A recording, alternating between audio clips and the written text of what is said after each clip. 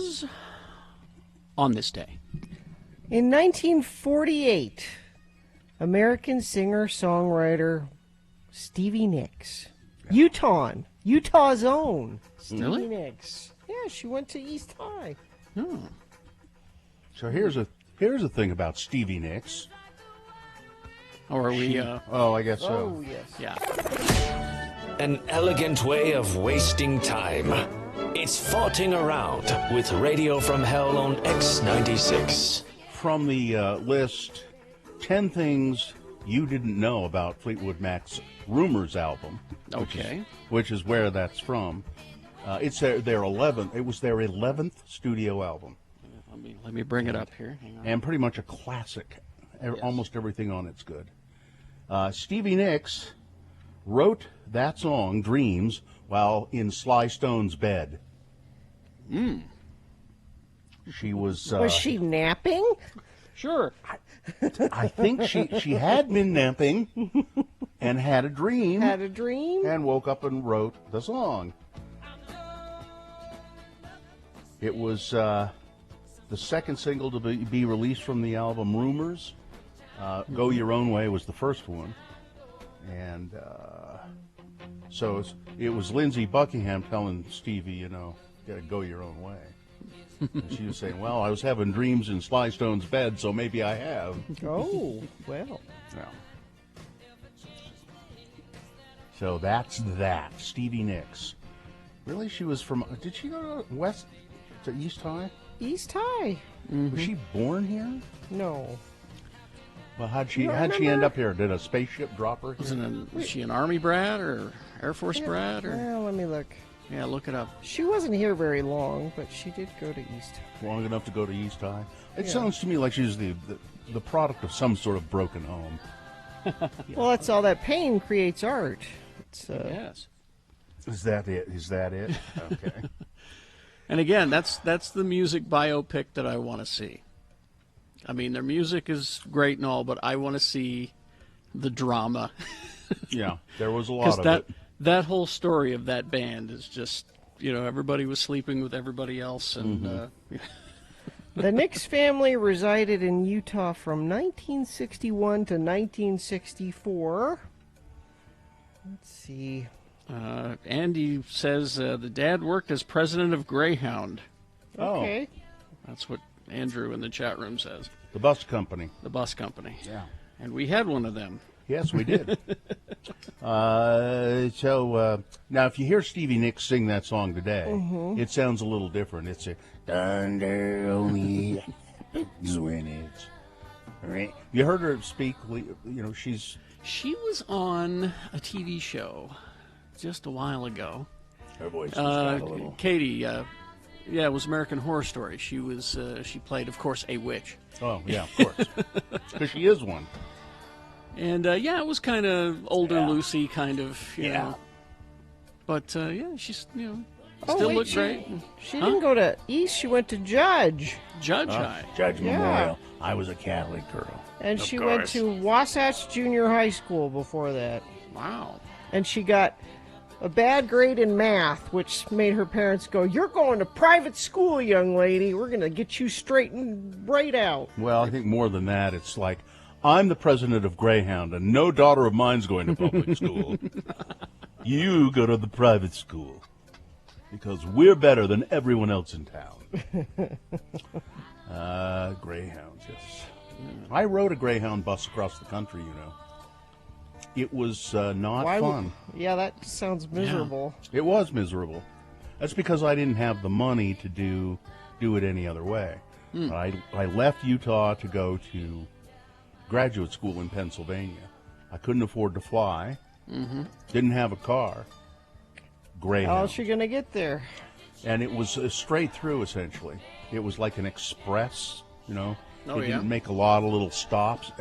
I think there was, it made stops, but... You had to stop and get gas and go potty. Yeah, and here's a bathroom break and have a cigarette and then go. It had a brief layover of a couple of hours in Chicago. And then, so I think it took 48 hours. And it was miserable. Did you sit next to? Did you get to pick who Well, you sit next to? No, or, no. And there were all very. There were really odd people traveling across the country. There was a guy sitting in front of me for the longest time who kept mumbling to himself something about. What I used to remember it explicitly, but he had a little package and he kept mumbling. It was your fault that I had to blow up the world. It was your fault that I had to blow up the world. What's in the box? I don't know. Want to know what's in the box? And then the last little bit of the trip, into Pennsylvania, I sat next to a transgendered old man who was a nurse with a really bad wig on, but he was very, very nice. But really old, and talked about being a very old transgender man a lot. So interesting stories. He was. You got good stories. Yeah, from he it. was. He was good. He was okay. But it was just tiring and smelly and.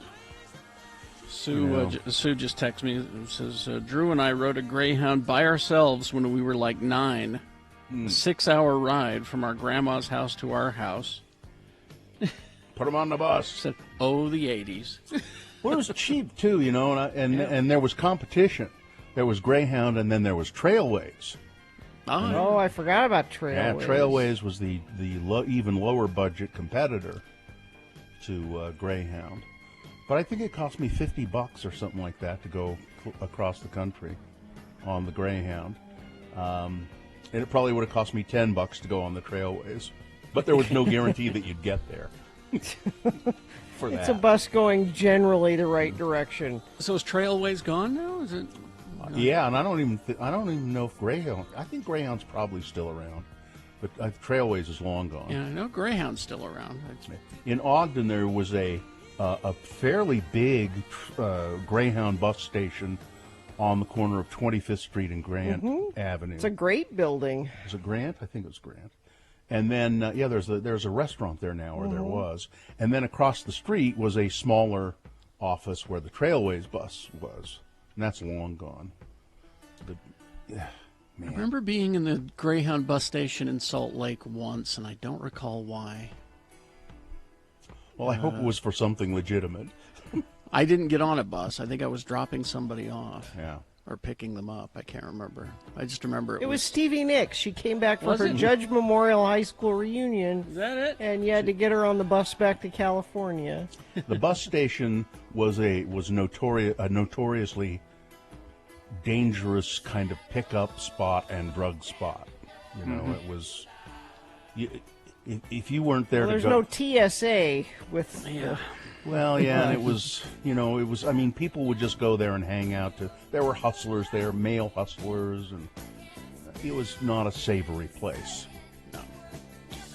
Yeah, Greyhound, and I rode a Greyhound bus from California to Ogden once.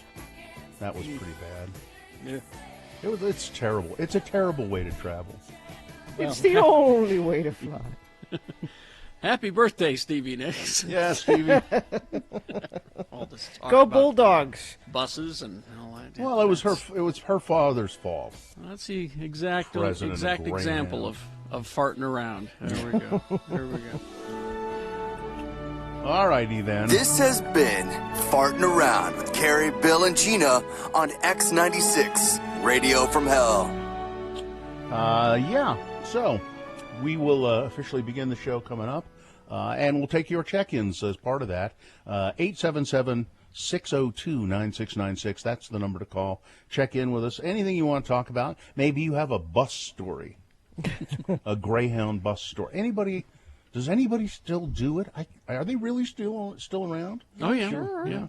So I remember you could buy something called the Ameripass or something like that for Greyhound for $50, and you could go anywhere all summer long if you wanted. So a lot of people would do that, just tramp around the country. They should do that again. Yeah. Anyway, 877-602-9696. That's the number to call. Check in with the Radio from Hell show. We really, really, really, really, really want to hear from you. Yeah, we do. Yeah. All right, we will take a break and we will be back. Brent Scott, don't rent, talk to Brent. Yeah, Brent, of course, with Realty Path. Brent has been doing real estate around this area in the Salt Lake area for a long time. If you don't think you can compete to buy a new house, Brent Scott says yes, you can. Don't rent. Talk to Brent. He can help you. Brent has by the way, Brent says please do not sign with a real estate agent until you talk to me, Brent Scott. Did you know that you can use your 401k funds to purchase a house without penalty? Did you know that? No, I didn't know that. Well, Brent Scott knows that, and that's the kind of advice he can give you so that you can be competitive in this crazy market where people are trying to buy houses. Don't rent. Talk to Brent. Call him today. His number is 1-877-BRENT-41. That's 1-877-BRENT-41. Don't rent. Talk to Brent. X9. I haven't dyed my goatee. Don't. Looks Well, stupid. I'm not going to. You, however, Gina, should. Dye my goatee? I think Is so. it embarrassing? It is. It's getting to be embarrassing. People are talking.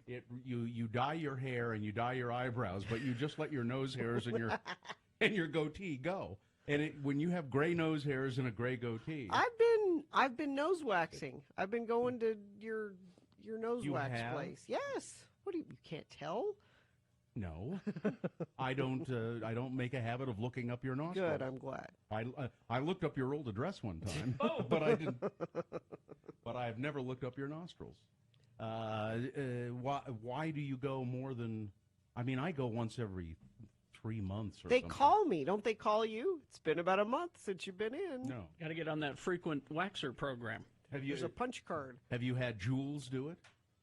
No, because the first time I went to somebody else, and so now I'm on. Well, see, her. I think Jules is kind of she's kind of a hippie or something. She's a free spirit. She doesn't. She does. She said. I think she said one time she'd call me, and then she never does. No. This girl's like, Valentine's Day's coming up. You might want to get your nose waxed before Valentine's, because that's what you do before. See, you haven't noticed. You haven't noticed any hairs hanging out my nose. Well, it's hard because you've got a mustache, so it's hard to tell where the nose hairs But begin and the. so until it becomes really obvious, I don't have anything. I don't have any need to do it. What's gross is when it is really obvious, even when you have a mustache. The nose hairs. Because I think some people think, well, I don't need to take care of that. And it's usually just one rogue hair I'll notice. I'll go, wait a minute. Oh, my God. That's why I keep tweezers in the car. Best light. Best place to do that In the car? in the car with your Yeah, visor down in the whatever. mirror. The light's great. You can get right up in there. You might try concentrating on the driving Well, part I'm of not it. doing it while I'm driving. What do you? If you see me in a parking lot, I'm probably plucking a hair out of somewhere. I'd better pull over and pluck a hair out of something. You've never looked in that mirror in the bright sunlight and gone, "Oh, I didn't know I had hair there." Yeah, well, I have, but I can't. Tweezers in But your car. but it's only when I'm standing on the seat. That's the only time I've ever Standing on the noticed. seat. It's when I'm standing on the seat and bending over to reach something. I didn't know I had hair Wait there. a minute. Somebody get me some tweezers and a long arm. So anyway, I guess we ought to start the show. Thank you. Ow! I don't tweeze the hairs in my nose because it brings a tear to my eye. Oh, Every time I do it, it's like you pull it and it doesn't do that to you? sure. Doesn't it make your eye go blink? And That's how I can get away with seeing Chappie in the theaters, because the robot's going to die at some point.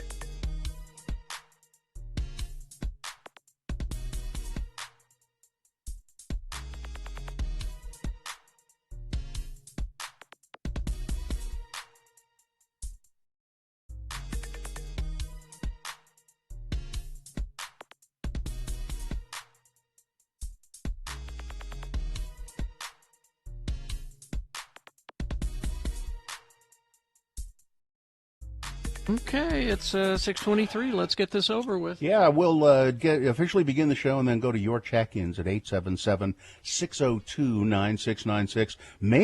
Maybe you have an argument about Judge Memorial High School and when it was co-ed and when it wasn't. Important It's stuff no like argument, that. Bill. Important Judge stuff Memorial like that. was co-ed until Okay. 1964. Between 1964 and 1970, it was an all-boys school, and after 1970, it was co-ed. Gina, nobody cares but you and that listener.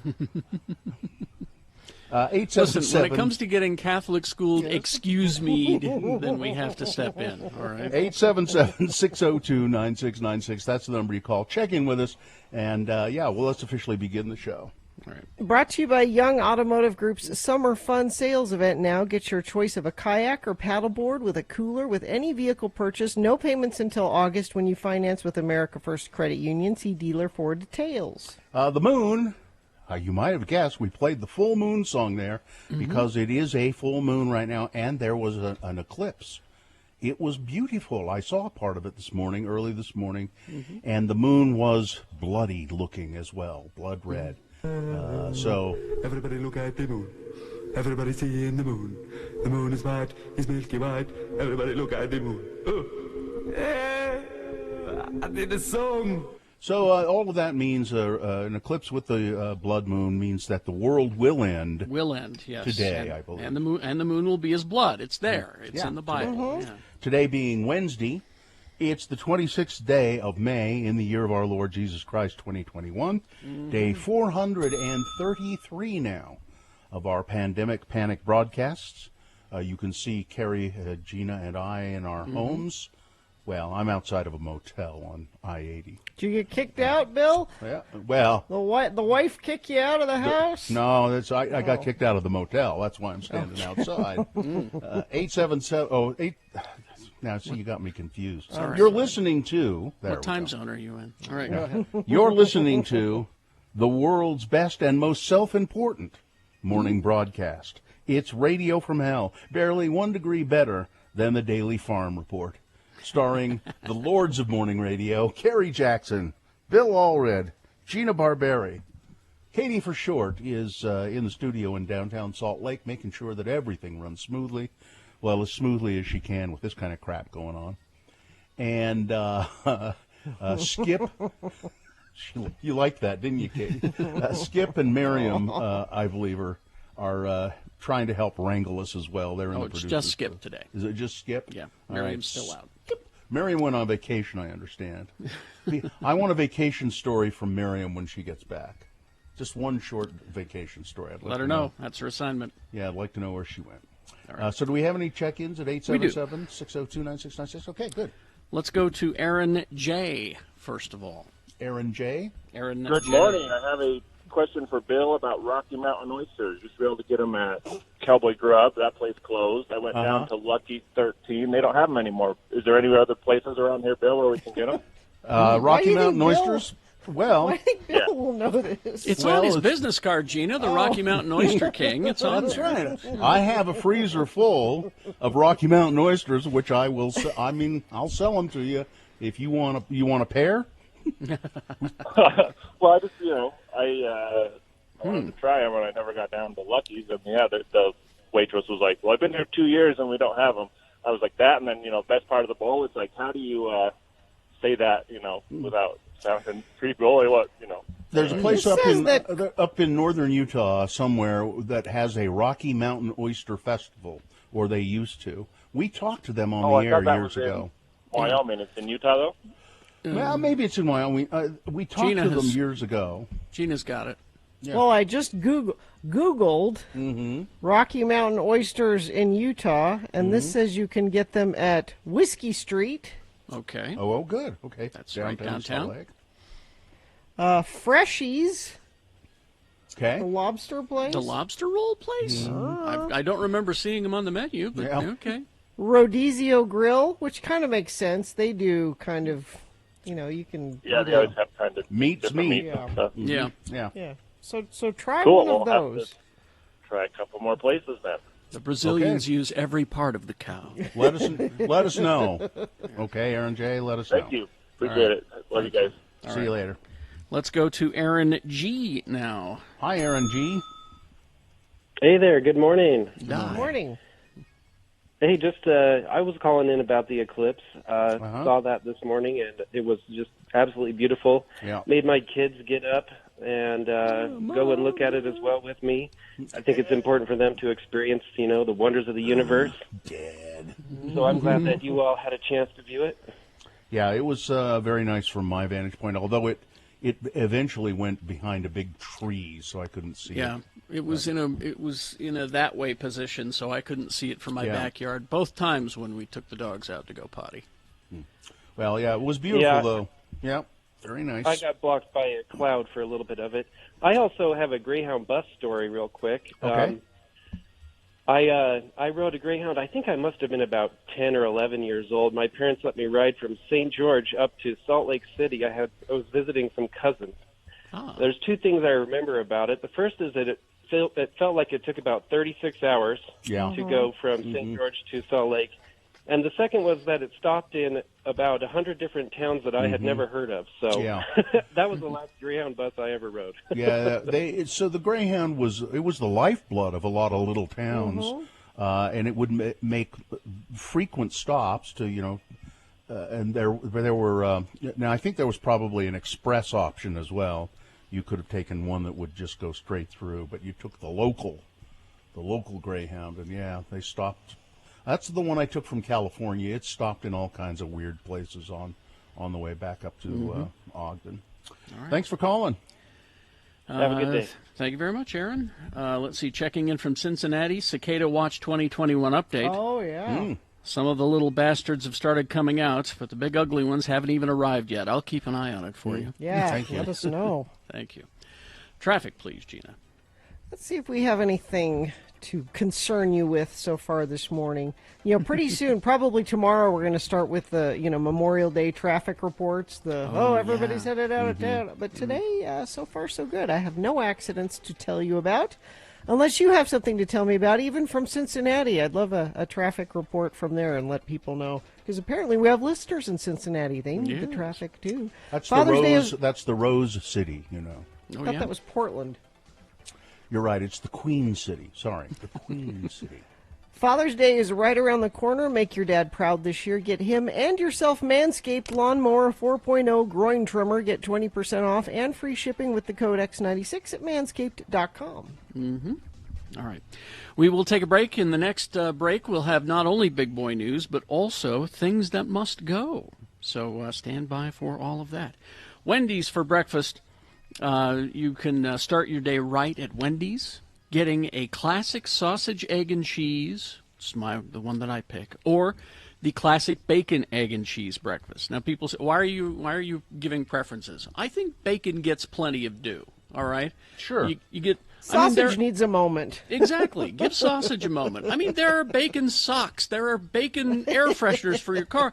I don't see that with sausage. So I have sausage socks. Give sausage its due. Get a classic egg and cheese. No, the reason I'm talking about this is it's so affordable. It's the $3 classic breakfast deal. It has arrived.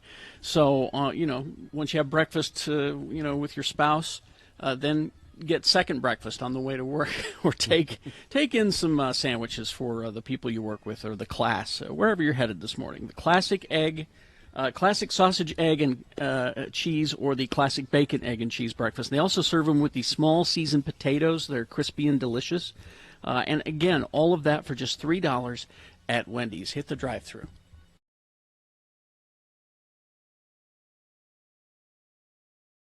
Spine. Spell it with me now. S-P-I-N-E. Spine. And now we'll use it in some dialogue, featuring our two Utah men, LeVar and LeGrand. Elder LeGrand Ardun Jr. has called his friend LeVar with worries on his mind. Never fails. It's always during my favorite show. Hello. LeVar? Yeah. It's LeGrand. LeGrand, how's it going? I'm a worried man, LeVar. I don't know what to do. It's about Midge. Well, how is the lovely Mrs. Dunn LeGrand? Well, LeVar, she ain't herself these days. What do you mean she ain't herself? Well, who is she then? Well, she's Midge, but She's not, Midge. Huh? Well, first off, she's been losing weight, LeVar. She may have knocked off close to 100 pounds. She had to go out and buy a whole new set of moo-moos. And they're designer moo-moos, too. The Don Ho collection. Well, that is odd, LeGrand. And she started to wear makeup again. Huh? She hasn't worn makeup since we got married, LeVar. A woman with 16 kids doesn't have any place wearing makeup, LeVar. That is strange. And it's not even New Skin or Mary Kay, LeVar. It's that kind of makeup that Claudia Schifter wears. Anything else? Well, she covered up the I Heart Family Home Evening bumper sticker on the back of the Suburban with one that says, "Mean people suck."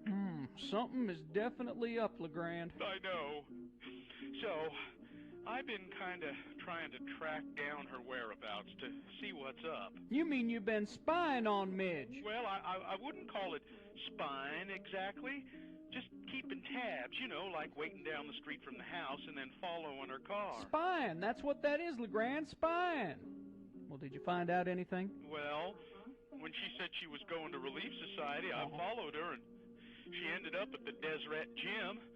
I think she may be working out, LeVar. Well, mayhaps she's just trying to get in shape and improve her quality of life. Mayhaps she's tired of being as big as a Winnebago. She's the mother of all my 16 kids, LeVar. She's not supposed to improve her quality of life. Her role as my spiritual partner is to improve my quality of life. You find out anything else when you was spying on her? Well, yesterday I caught her waxing her legs, shaving her armpit hair. The hell you say? We got big trouble, LeGrand. I'm going to jump in the truck and be right over. That is, if the truck will start. You know, she might be trying to become a feminist or something worse. She hasn't said anything about, taking night classes or the like, has she? No. What are we going to do, LeVar? Well, we're going to keep spying on her, LeGrand. Let's just hope that we don't find out that she's going to the symphony or the ballet or nothing like that.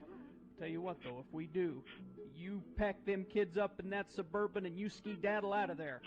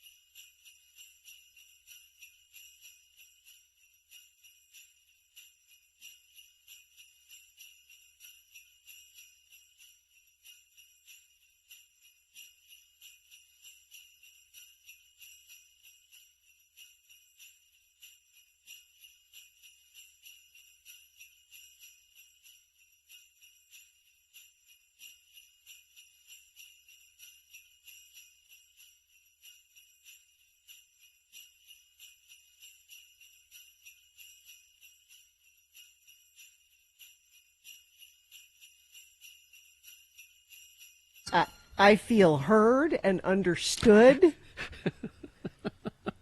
Good. He's my favorite now.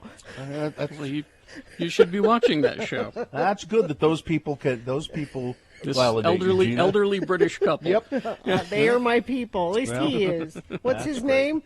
What's his name? I on the can't show? remember. That's it's Bilbo Baggins' dad. Oh, okay. Jim. I think it's Jim. Jim? Yeah. He's got his eye patch. It's got all the music in the world. It's iPad. I love that. Thank It's you. Breeders is the name of the show on FX. Let's get news going and then things that must go all in the same break. Here we go. News brought to you by... Find your match at Strong Volkswagen, where the down payment matches the monthly payment. Plus, all new 2021 SUVs has 0% financing. Visit strongvw.com for details. Well, I don't know this needs any explanation. Hmm? Johnny Knoxville explaining why this will be his final Jackass movie. I don't, Because he's 50. getting old. He's getting older. And he's his had knees are giving out. many injuries. Yes.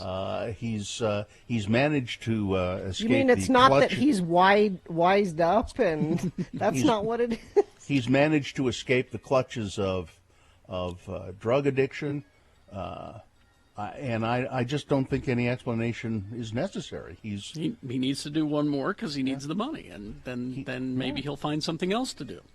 He says you can only take so many chances before something irreversible happens. Yep, exactly. Well, Johnny, this could be the one where you get really, really hurt.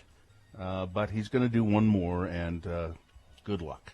Good luck. So Juliana Margulis, and she was doing an interview, and she reveals why she and George Clooney never hooked up when they were doing the hospital show, ER. She says, it could have happened, certainly. I mean, he's very attractive. I'm very attractive. She didn't say that. But we always joke that thank God nothing ever happened between us, because now we can just be friends for the rest of our lives. Sure. She said on this podcast, as he used to say, you don't S where you eat, which is a lovely romantic way of putting it. What he meant by that was the famous story about moonlighting. And then she goes on to mention Sybil Shepherd and Bruce Willis, who slept together right after the pilot. Yeah. And then the whole show just went to hell, episode after episode. They couldn't stand each other. So Well, she says Carrie and that's- I came perilously close. Perilously close. It's a good thing it never happened. If I were hairier, I'm telling you, if I had a beard and had a tuft? more tufts of hair. Thank I God. don't want to hear any of this. I'm sorry. I don't want to hear this. I'm not sure our listeners want to hear this. It was a long time ago. I mean, we look, were very, look, very young. look at this. Look at this arm. Look at that. There's just nothing like no there. hair. No, I'm not at interested all. in that at all. Oh, God, I'm sick. And Juliana Margulies also mentions David Duchovny and Gillian Anderson? Gillian Anderson said that the same thing happened Same with them. problem, yeah. Yeah. So the White House on Tuesday touted the U.S. reaching a new milestone when it comes to vaccinations, with 50% of adults becoming fully vaccinated, according to White House senior COVID-19 advisor Andy Slavitt. Slavitt says this is a major milestone in our country's vaccination efforts. Slavitt said during a White House briefing, noting that only 1% of Americans were vaccinated when President Biden entered office in January. So now more than 130.6 million Americans are say fully that's- vaccinated against COVID-19. It's promising, is what That's I'm promising. well- It should be 70% by now, really. But Well, it's not so promising, though, when you consider that over 1 billion people worldwide, they estimate, that we are unwilling to get a vaccine of any kind. 1 billion people. That's according to some expert statisticians and so forth. The recent Gallup poll, they studied the results and said more than 1 billion people across the globe refuse to get vaccinated. That's not good news at all. No. And that's the bad thing. They surveyed 116 countries. Only 68% of adults were willing to get inoculated. 70 to 90% of scientists believe that we need at least that or more to have any kind of herd immunity. And if you have any questions about the vaccine, Dr. Spivak's going to be here today. It's about 7:50 is when she'll be here. You can ask her questions about all the things that you've heard from your uncle on Facebook about the vaccine, and she'll go, "Oh, God, no. Your uncle's an idiot." A grand jury indicted Lori and Chad Daybell on first-degree murder charges yesterday. About time. In connection with the deaths of their children, Tylee, Ryan, and J.J. Vallow.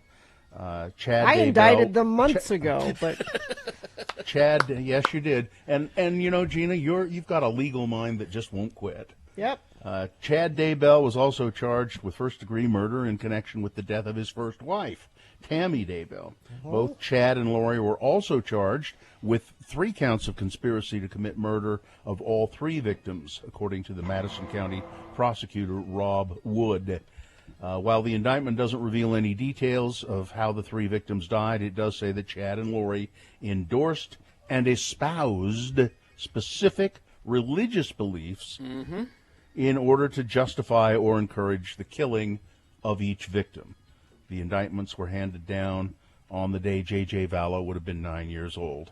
And this, of course, this is going to go on and on and on through the courts, and someday it will go on and on and on and on as a podcast. Yes, and a movie. Oh, for sure. And this is Gina indicting them. There she goes. She smacks her gavel, and she... Yep, that's all we need. Was that her gavel? I thought it was her beaver tail. No, my gavel. Oh, okay. The sponsor of a controversial bill that would ban transgender athletes from competing in girls' sports in Utah says she plans to bring it back in 2022, and she's hoping. More important things. She's hoping. Yes, she's hoping to turn down the heat on surrounding the issue before then. The proposal from Representative Karen Birkeland of Morgan, and it's not from her. It's from this conservative organization that gave it to her and said, "See if you can get this through." The bill failed to advance after Utah Jazz owner Ryan Smith. I don't remember this. He urged lawmakers to take a step back and not do it. Oh, good. He worried. He's awesome, by the way. He worried that the legislation would have a negative impact on transgender youth in Utah, and it would. Of course, it would. There was also the fear the issue could cost several high-profile athletic events, including the 2023 NBA All-Star Game, which is scheduled. It's the kind of thing they have pulled before. Texas lawmakers they're trying to drop any kind of handgun licensing requirements at all. At the same time, they're making the abortion laws. They're so crazy. Is there some way we can tie those together? Yeah. This is all they have. They're saying at 6 weeks of pregnancy. Most women don't even know they're pregnant at 6 weeks of pregnancy. Yeah. There's no way. It's just horrible. Let's see. And then Donald Trump's attorney has defended the ex-president's incendiary speech on January 6th that incited the riot at the Capitol, saying he's protected under the First Amendment, and he had absolute immunity at the time because he was the president. Okay, at the time he had immunity. He doesn't have immunity now. Well, but it wasn't. His attorney is arguing because he had the immunity at the time, they couldn't have touched him. You still can't touch him. Does that mean he could go into a crowded movie theater and yell fire, and the president can do that at too? the time? Yes, apparently yes. Okay. Apparently, yes. That's okay. New York's going to come after him. Well, good news. Good news, though. Skorts are making a comeback. Ooh. Shorts and skirts. You can't decide. It's a combination of so it's shorts that have little skirt hanging down there as well. I want to wear a skirt, but I don't trust myself. So you don't trust yourself? Well, you're bending over and you're being athletic and I was going to say, weren't they popularized by tennis players? Yeah. Wait a minute. Because I remember wearing that on golfing. golf wore those Wait too. a minute. Gina just said bending over and being athletic. What? Yeah. When do you ever do that? Me? Yeah. Oh, never. You played golf once, Gina? Once, yeah. I don't understand why you can't just wear a short skirt, and then if you feel uncomfortable with that, you wear a sort of a stretchy. That's a second step. That's stretchy you gotta athletic. remember two things. They're called Spanx, and that's what people do now. Yeah. Yeah. So, but anyway, Scorcher. Now, how do you feel about the culotte? I hate a culotte. You don't like culottes? No, I don't love a culotte. All right. I think you just Clam wear, diggers, though. That's another. How about capris? I like capris. A pair of capri pants. Sure. All right. That's the news. Okay. Sports, weather, traffic. Yes. Oh, let's see. Brought to you by find your match at Strong Volkswagen, where the down payment matches the monthly payment. Plus, all new 2021 SUVs have 0% financing. Visit strongvw.com for details. So it's time to climb back on the bandwagon, Bill. The Jazz are playing the Memphis Grizzlies Game 2 tonight. Only if Donovan they win. Mitchell's playing. Only if they win. They- I'm off the bandwagon until they win. 8 o'clock game tonight. And Donovan is scheduled to play. So let's see if they follow through with that. Let's see. Weather slightly cooler today than it was yesterday. 71 and sunny today. And then we gradually warm back up into the 80s throughout the rest of the week. Traffic looks like a nice start to your morning drive. Looks like maybe a bit of rain for commuters in Logan, but Sardine Canyon is dry and no accidents being reported. And you haven't reported any of them to me, but if you see something, you can always text it to us, 33986. If you're looking for an adventure this summer, look no further than your backyard at Nevada's Pony Express territories for both outdoor recreation and fun. Go to loneliestroad.us for more information. All right. Things that must go, brought to you by. From baby items to tactical gear, Sparkfish beats any advertised price by 10%. You could win a Camp Chef pellet smoker grill during the May Sparktacular at Sparkfish. Things that must go on the radio. From Hell Show. These are things that are bugging you, our dear friends of the program. Things that you think you need to get out of your life, things that must go from your life. So you put it, when you can't stand it anymore, you put it down in an email. You write it in an email, and you send it to us, radiofromhell@x96.com. If we read yours on the air, maybe it will help. Maybe these things will disappear from your life. Carrie, you want to go first? Okay. We'll start with one from Mount Doom. It's struggle up here sometimes. Thing that must go when the brand new spray sunscreen, the aerosol spray sunscreen, when the spray nozzle gets clogged and you can't unclog it and you have to throw the whole can away. Oh, it's rough. Poor dear. All right, use my name. This is Damon. I interned for the show in 2007. I remember Damon. You've been talking recently about where your old interns have ended up, and a decade of meaningless phone jobs. After a decade of meaningless phone jobs, I'm now delivering mail in Spanish Fork. Hey, good for you. As such, I have some letter carrier things that must go. 1, house numbers that are obscured or at the same color as the house. Your regular carrier knows what number your house is without looking, but everybody has days off, and someone else has to stare at your house trying to figure out what number it is. Not to mention the delivery is tough. Your pizza's going to go to your neighbor. Sure. Houses that go out of sequence. Got an example. There's a street here where the houses go 984, 974, 982. It makes a mockery of Brother Brigham's grid system. Warm weather bringing on a season of parking RVs or trailers or lawn care equipment right in front of the mailbox. And the one unrelated thing that must go, Gina saying, "You're taking my sports," because sports gets cut out of the podcast. Is that true? I have a must go addressing that. Okay. Well, it says here, I didn't even realize the Kentucky Derby had happened. Yeah. Because I didn't get to hear Gina tell Carrie and Bill who their horses were. I have a must go about that. Okay. Let's see. This one from Tony. Thank you for letting me learn about Jacksonville, Florida, and listening. You're welcome.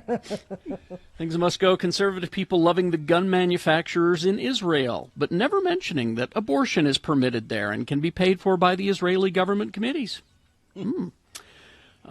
Bill's wife finding that having buttered soda crackers with a glass of milk as a disgusting snack. Oh, I think he means saying that. Being accused of doing, okay, this is very specific. Being accused of doing cocaine inside an arena full of cameras and 3,500 people before winning Eurovision because you bent over to clean up a broken champagne glass. Okay. All right, very then. specific. All right. Festus receiving service that is slow and rude, and this is being excused because it's considered Southern charm. Must go.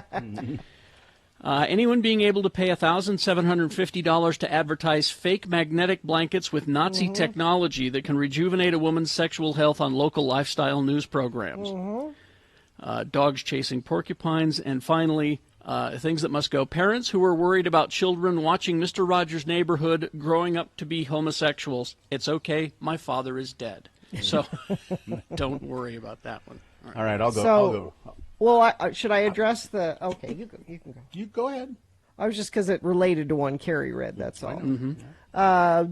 Things that must go. Gina's incomplete sports not being included on the Radio from Hell podcast must go. What did Gina think of Alex Smith retiring to play golf? Why does Carrie have a sudden affinity for a horse named Soup and Sandwich? What's the disgusting Shaquille O'Neal story that Bill nearly did on Thursday?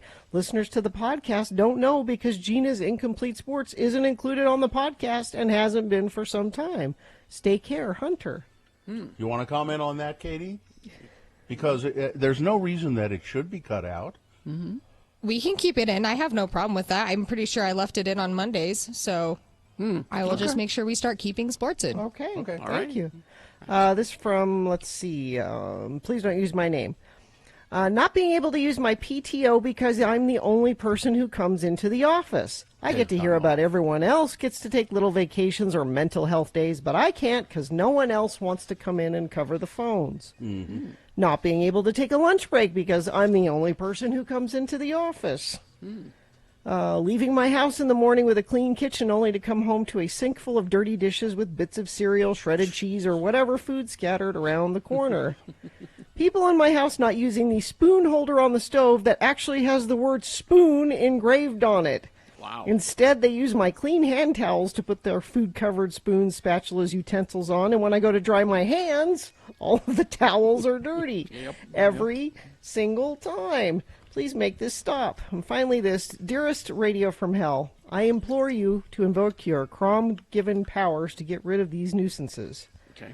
Let's see. The guy who happens to share my name that sent a Musco last week saying you shouldn't have to tip when picking up takeout food. You give all Austins a bad name. Now I have to tip extra when I order food to make up for you being a cheapskate. Oh. People who don't understand Zoom etiquette this far into the pandemic must go. I thought you would have figured this out by now.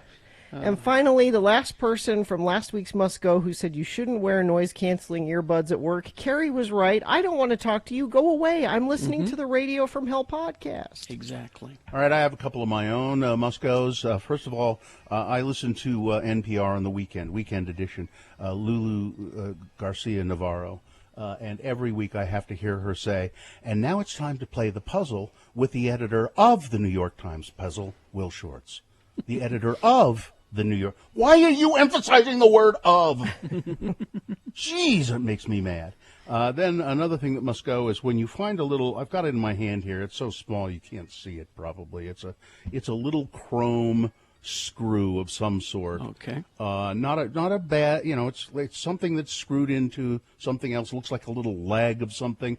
And I find it on the floor, and for the life of me, I can't figure out what it goes to. What it is. Where does it go? And then the final thing of my own is, so we got a new toilet some time back, and for some reason, maybe it's the way the toilet is situated, the backs of my thighs always get stuck to the toilet seat. I just hate that. When I sit on the toilet, I press it down a certain way, and then I go to stand up. They're kind of just stuck on there a little bit. Wow. Okay. It's terrible. Let's see. This one from, I don't know. I have two grammar-related things that must go. This is, okay. People, including newscasters, pronouncing the as the instead of the when it precedes a word with a vowel. The words either smoosh together like the plane requires eutonics or hiccup. This is really badly written. And then it says the Utah word of the day must go. Sorry, I hate to cut into Carrie and Bill's painstaking screenwriting time and Gina's love of non-rehearsal winging it, but I'm just praying for a return of eutonics. Oh, okay. Not the Utah word of the day. Thanks, Brent. And then this one's kind of a serious one. Having an incident at my home over a week ago where I was threatened to be shot. The person who threatened me came back and chucked rocks at my house. The same person doesn't make an appearance for a week or so, only then to come back and throw another rock through my window, and the cops not showing up for hours, and the cops not being able to do anything about it. That must go. Things that must go on the radio. From Hell Show. Traffic, please, Gina. Crash southbound US 189 approaching Deer Creek Reservoir. A truck hauling an animal trailers on the right shoulder, causing a few brake lights. Crash northbound I-15 near 4th North exit in Marriott Slaterville. Vehicles are on the right shoulder there. Traffic slowing down a bit. Crash northbound I-15 at milepost 346. This is just north of 12th Street in Ogden. And let me check our message stream. No, nobody's sent any traffic in there. But if you do see something, you can always send it in. If it's safe for you to text 33986. X96 welcomes Billie Eilish March 21st, 2022 to Vivint. Text everything, the word everything, EVERYTHING to 33986 now for your chance to win tickets before they go on sale next Friday and a copy of her new autobiography. Details are at x96.com. All right, we will take a break. We will be back. Things that must go. We just did that. That's coming. Yeah. We'll replay that at 8:45. We do have round one of your boners coming up, along with Big Boy News and Opinioendo. Sorry, I was just getting my Haster Games copy here together. 6831 South State Street, HasterGames.com. Dungeons & Dragons and Magic the Gathering have never been more popular, and it's blowing my mind. Because my kids play every Sunday. Exactly. I mean, I remember when we would play it at Lee's place, and it was like a strange thing, you know, but it's just incredibly popular, and I'm glad that it is. And you should go to Haster Games, and they will not be gatekeepers. They will help you. They will get you involved. 6831 South State Street. And let's see, in-store gaming has returned at Haster Games, so they can show you how to play some of these games. Check their calendar of events for requirements. Also, Van Richten's Guide to Ravenloft is available now. Contains everything you need to craft a horror-themed campaign for your D&D game. Unleash a treasure trove of new story hooks, character options, and campaign customization to bring one of the most exciting D&D settings to life. And they've got a lot of dragons at Haster Games, so check out their multicolored collection of miniatures to make your games come to life. Also, Modern Horizons 2 will be available June 18th. So go to HasterGames.com for details or drop by the store, locally owned and operated. Go say hi to Cthulhu Bob at 6831 South State Street. Haster has it.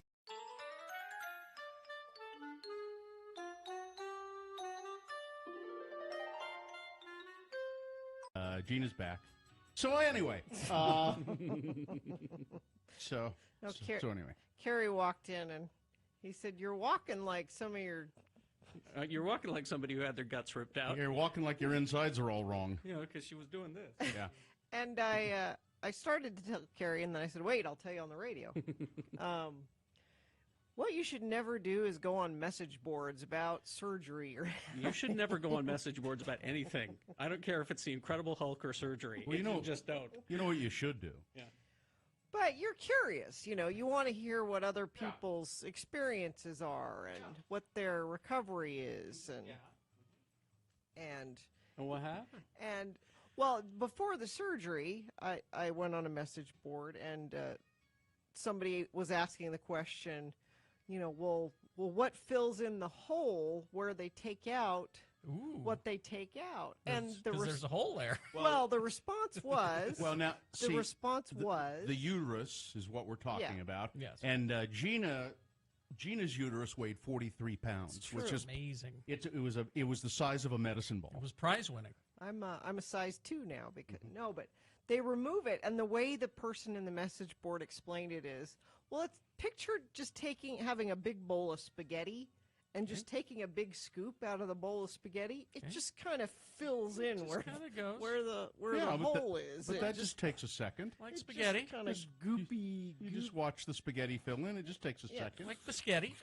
So this is what I'm picturing my insides are like, a big bowl of biscotti. Well, they're very much like that. Yeah. You know, surgeons train on spaghetti. Yeah, you didn't know that? They do meatball. They do. Delicious marinara sauce. They do. That's why there's so many fat doctors. And then they all have lunch. Well, we've trained on the spaghetti. Let's eat it. Yeah. This is what I'm picturing when they're wheeling me into surgery. And you know what they did with your uterus? Lunch. Yeah. Spaghetti. There's lunch. Who brought the marinara? And so also on the message board you look at, what's recovery like for this? Mm-hmm. Well, I'm sure it's different for everyone. Exactly. And no, I'm sure it's speedy and efficient. It's different for everyone, but the worst one will be on the message what board. Gina has. Well, I mean, it can't be the worst because I'm back to work now. There will be people. There have to be people on the message boards who say, "Oh, I was cleaning my house 3 days later." Yeah, there's that. Why I ran a marathon. Right. and then there's it's been 3 months and I still feel like crap, and usually the truth is somewhere in between. Can we use the term vaginal prolapse in any? I don't know. Is that do we need to use that term? We shouldn't. Somebody's posted it. I don't think we should. That's the thing that happens to the women that have 15 babies. Oh. And the That uterus climbs out on its own. That ain't no damn good. That's what that is. That's where that needs to be fixed. But it's nice to be back. I missed you guys.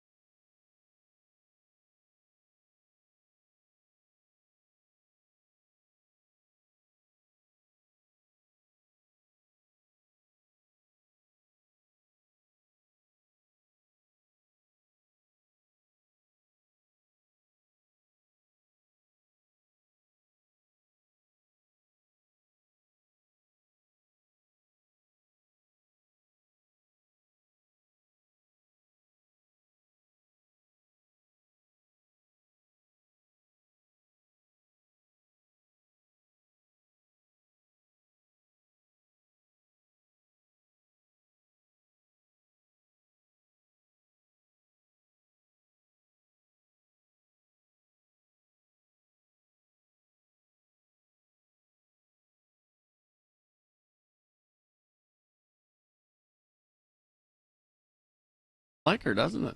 I think it is her. TV show called Let's Be Real, which is a puppet show on Fox that's put together by Robert Smigel. You know, Triumph. Oh, yeah. Triumph. Yeah. They have an Ellen puppet. They've got an Ellen, but they've got an everybody puppet. Cool. They got an everybody puppet brought to you by during the month of May. Get a professional AC or furnace tune-up for only $29 with Scott Hale Plumbing, Heating, and Air. Call 801-264-HALE. All right. Now, I thought this would be perfect for Carrie. Yes. It's a list, and, you know, people love lists. People and do. Carrie likes lists, too. Are we right? officially doing a list? Yeah. It's Radio from Hell with another list, because people love a good list. X96. This comes with videos. We should have maybe planned a little bit ahead because there are commercials for these cereals. 10 cereals that you totally forgot about. Carrie didn't forget about him. Well, Carrie knows him. Let's see how I do. Carrie's pretty much expert. I'll just give you the names of the cereals because I trust that you will say, yes, I remember that. Strawberry blasted honeycombs, strawberry blasted honeycombs, and strawberry honeycombs. I remember strawberry honeycombs. Mm-hmm. What was the blasted part of it? I think it was so the strawberry honeycombs were replaced by strawberry blasted honeycombs, which was a box of original honeycomb pieces and strawberry honeycomb pieces mixed together.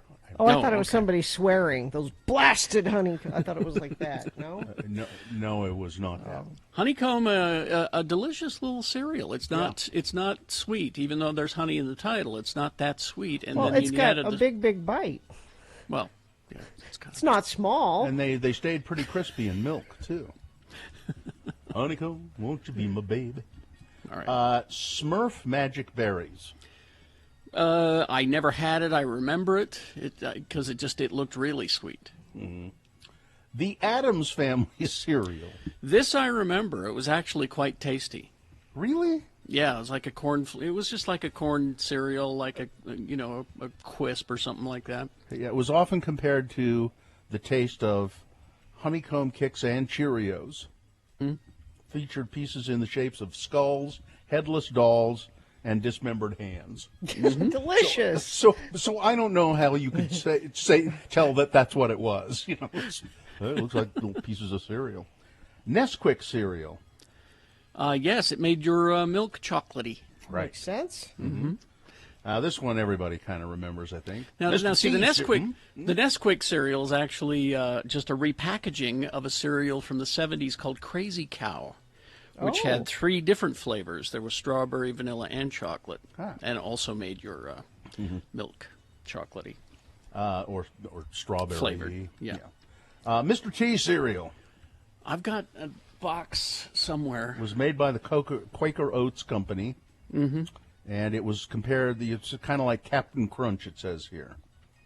Yeah, it wasn't as crunchy, or it wouldn't rip up the roof of your mouth like Captain Crunch does. It should be. It should be the toughest cereal out there. It should be, but it wasn't. It was like C-3POs, which is another cereal that people don't remember. Well, I pity the fool who never tried the Mr. T cereal. Pop-Tarts Crunch. Now, that one I don't remember. It says, one of the best cereals that was produced from the best era ever, the 90s. Well, Pop-Tarts Crunch. It was, it doesn't really describe it here. It says they did try to make a comeback, but didn't in the 2000s, but no. Okay. Nintendo cereal system.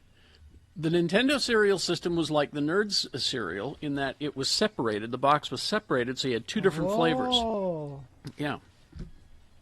And you could either mix them or eat. Okay. Sprinkle Spangles. That one I don't remember. It says they're like sugar cookies. Okay. And they were popular. Well, they weren't popular, but they were available in the 90s. So it was like Cookie Crisp in a way. Okay. Kind of, yeah. Teenage Mutant Ninja Turtle cereal. Yeah, it was kind of like a Lucky Charms, as I recall. Let's see if it says marshmallow pieces. Yeah, it had little marshmallow pieces in it. Yeah. Oh, and this one had checks. It was like checks because for some reason those were nets that you could catch people in for some reason. So it was Okay. slightly different from Lucky Charms. Yeah, Chex-like cereal with marshmallow pieces. Mhm. And then this one. Now there were a lot of different variations of Captain Crunch, right? Mm-hmm. There were so many. The peanut butter one, I remember. And That's still available. The then best there's the ones Crunch aren't available. Berries. Yeah, the best ones aren't available, and that was the pirate. The anti-Captain Crunch was named Jean Lafitte. That's right. And his cereal was Jean Lafitte's Cinnamon Crunch. Oh. And it was shaped allegedly like feet. Like it was feet, just, yeah. It looked like gnocchi, really. Yeah. But it was delicious, and that's kind of where your Cinnamon Toast Crunch, what became of that. And then there was a Vanilla Crunch, which was just little balls that were vanilla flavored. Well, here's one that you probably don't remember, a Captain Crunch line. Choco Donuts. I remember Choco Donuts, yeah. You do? Yeah, they're just little chocolate donuts. Yep. That's there you go, but not available anymore. Not available anymore. So those are I probably never ate any of those. Mm-hmm. There's Carrie who's got a box of Count Chocula there. This is the classic art. X96.com/live. This was the art. You know the classic art. Oh, Art. The new art. The new art on the cover of the Monster cereals is terrible. Which is why I like to stick with the classic, because there's Boo Berry. Oh, with the, yeah. He's got that kind of stoner smile, So, yeah. It's the droopy eyes that really do it. Yeah, and the Fruit Brute, of course. Yeah. Classic. That's from Pulp Fiction. He was like a werewolf, wasn't he? Yeah. Yes. And then my favorite, of course. Quisp. Always loved Quisp. And, and then there was Quake, right? Quisp and Quake? Well, let me show you Quisp and Quake. First of all, this is a Quisp action figure. They actually existed. I had a little spoon rider that was, it's a little figure that you hook onto your spoon that was Quisp. Quisp always had the best prizes. And then there's Quisp and Quake. Those are Funko. Can I just point out that we, at the last minute, decided we were doing this in this break? Like, literally 30 seconds before we came. And Carrie has all of this in his home studio. I've got more. I didn't have time to grab. Right there. I didn't have time to grab Yummy Fruity Mummy action figure that I have up there. So there you go. So. It's the 10 cereals that you probably forgot. We could have done 10 facts about circumcised penises that everybody. But I thought this was a better. We hope you'd enjoyed another list with Radio from Hell on X96. Because you wouldn't want the visual for that on x96.com. No, but I'm, Carrie has all of that stuff. I have a lot of stuff about that available. Just right at hand. It's right there. At hand. All right. Traffic, please, Gina. Just one thing to tell you about a crash on the connector ramp from I-15 southbound to go westbound I-80 toward the airport. Cars are off to the left shoulder. If you see something, though, you can text it to us if it's safe for you to do that. 33986. During the month of May, get a professional AC or furnace tune-up for only $29 with Scott Hale Plumbing, Heating, and Air. Call 801-264-HALE. Let's see. Oh, Boner's coming up, right? Yeah, we've got the round one. Here are the candidates you will consider. Number one. That'll keep her out. Boner candidate number 2, wrecked him nothing, could have killed him. And boner candidate number 3, because the graduation ceremony is sacred. All right. We got round one of your boners coming up, and also Dr. Spivak will be here to answer your questions about the vaccine, all coming up. Wendy's for breakfast. Now, what they've done is they've brought the $3 classic breakfast deal. It has arrived.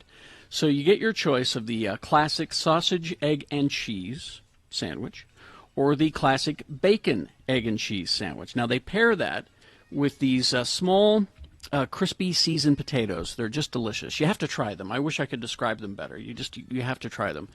And you get all of that for $3. So what a great deal. Again, sneak some extra breakfast in before you go to work.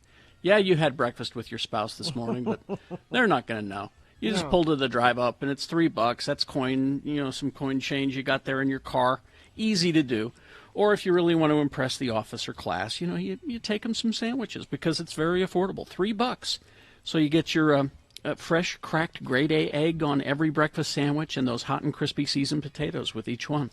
And it's only $3. So go to Wendy's, hit the drive-thru. No one will know. The classic breakfast at Wendy's. Before we went. Now, I saw this story today. Mm-hmm. And Is that the one I was going to mention earlier? The headline is, creator of the Labradoodle calls it Frankenstein's monster. Excuse me, I'm sorry. This was my dog. His name was Tippy. Now, I know a Labradoodle. I know several. That is a lovely dog. I know several Labradoodles. Okay. Or golden doodles. That's another kind of doodle. But maybe this is a golden doodle, I know. This is the Labradoodle specifically. Mm-hmm. I'll read you this. An Australian man who created the world's first Labradoodle says he regrets creating the popular hybrid breed, claiming in a recent interview that the majority of the dogs are, quote, either crazy or have hereditary problems. Wally Conran bred the first Labradoodle, a cross between a poodle and a Labrador retriever, in 1989 for a blind woman who couldn't have a guide dog because her husband was allergic to the dog hair. Oh, I see. Okay. Fast forward 3 decades, which I didn't realize they'd been around that long, but the Labradoodle's become one of the most popular mixed breed dogs in the world, a fact that doesn't sit so well with the man who made them. I opened Pandora's box and released the Frankenstein's monster, said Conran. He fears people are overbreeding the dog, creating versions of their own, including Groodles. What's that? Well, this says golden retrievers and poodles. I always thought that was a I thought that's golden a doodle. Golden doodle. Yeah. Okay, maybe it's Groodle. Golden doodle sounds better, but Spoodles. Spaniel poodle. Spaniel poodle. Spoodles. I find the biggest majority are crazy or have hereditary problems. I have met some damn nice Labradoodles, but they're few and far between. He spent 3 years trialing more than 30 poodles as guide dogs because their hair was hypoallergenic, but they didn't have the right temperament. They're damn cute dogs. They are. So I wish they would do one that tastes like cotton candy. But they're everywhere. They are. Well, and apparently we haven't known that they're crazy. Yeah. Well, the one I know, I don't know him well, but it belongs to Luba, and Gnome. His name is Leo, because he looks like a lion. Is he? So I think he's a golden doodle. Maybe so. He's got floppy ears. I'm looking at pictures here. I don't know. They look sort of the same to me. But he's got that curly hair though. Well, that's the poodle. That's the oodle part of it. The oodle. That's why they do it. Is they don't shed, and usually poodles are good for people. I don't remember which one he is, but he's a very nice dog. But I want to say on the record that I don't go for the doodle. No doodle? No, You don't like the have doodles? I have a golden retriever. I have the old school dog. I don't cotton to the mixing of oodles and doodles. Are you a racist? No, You're a I'm racist. This is misogynist. You're a misogynist. That's what you are. You don't believe in mixing of the races. I'm a goldist. Hannah says, Labradoodles are so hyper, they chew on everything. My friend's Labradoodle chewed up a medical pill bottle, and their cat ate the pills and died. Now, See, they are crazy. Now, this Labradoodle, I guess he is, Leo, he does like to chew stuff, but they have plenty of chew toys there for him. And he's very well behaved. Ooh, I had a golden doodle, and it had a lot of health issues. I had to put it down in the end. So sad. And I think part of the problem is they're overbreeding them now because they're super and you can get the minis. Oh, see, now that's more my the mini. Yeah, Lab. I like little dogs. Yeah, playing God though. Yep.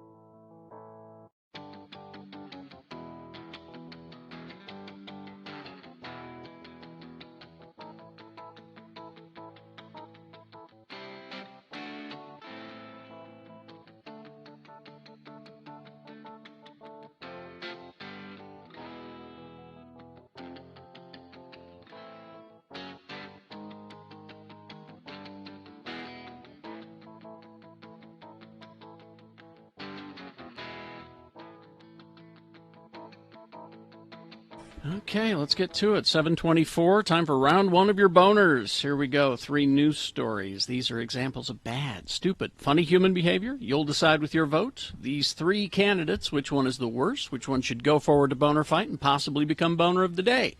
Winning here does not make it boner of the day. We got round 2 at 8:20. We do this again. We get another winner there. We take both winners and put them together. You'll decide boner of the day for today at 9:20 this morning. All right, so let's send someone from this round 1 forward. 2 candidates now, a third after the news.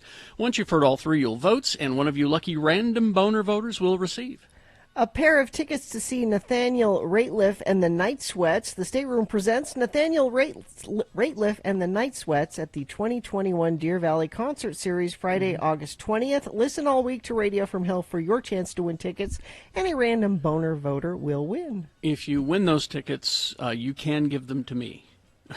Carrie? I want to go. Sue wants to go. She loves Nathaniel Rateliff. I think you can get tickets, Carrie. I'll call somebody. Or if you win them, you give them to me. Yeah. Or you could buy some, Or all right. Or you could get somebody to give you some. Yeah. Here's boner candidate number 1. That'll keep her out. A Clearfield man who told police he didn't want his girlfriend to move in with him. Well, he was having second thoughts about it. Okay. But he took care of it. He lived in a trailer home in Clearfield, and so he said, "That's why I burned the trailer home down." Again, why all this burning things down to take care of problems? Because it sends a message, Gina, and it's final. Yeah. Okay. Jordan James Burgout was charged Tuesday with aggravated arson. According to charging documents, Clearfield firefighters were called to a mobile home fire. When questioned by police, Mr. Burgout said he knew exactly how the fire started, explaining that he had started it and that he had done so because he wanted to stop having to worry about his girlfriend moving in with him. It works. I suppose. She's not going to be able to live with him in jail. Okay. Boner candidate number 1. That'll keep her out. Here's boner candidate number 2. Wrecked him nothing.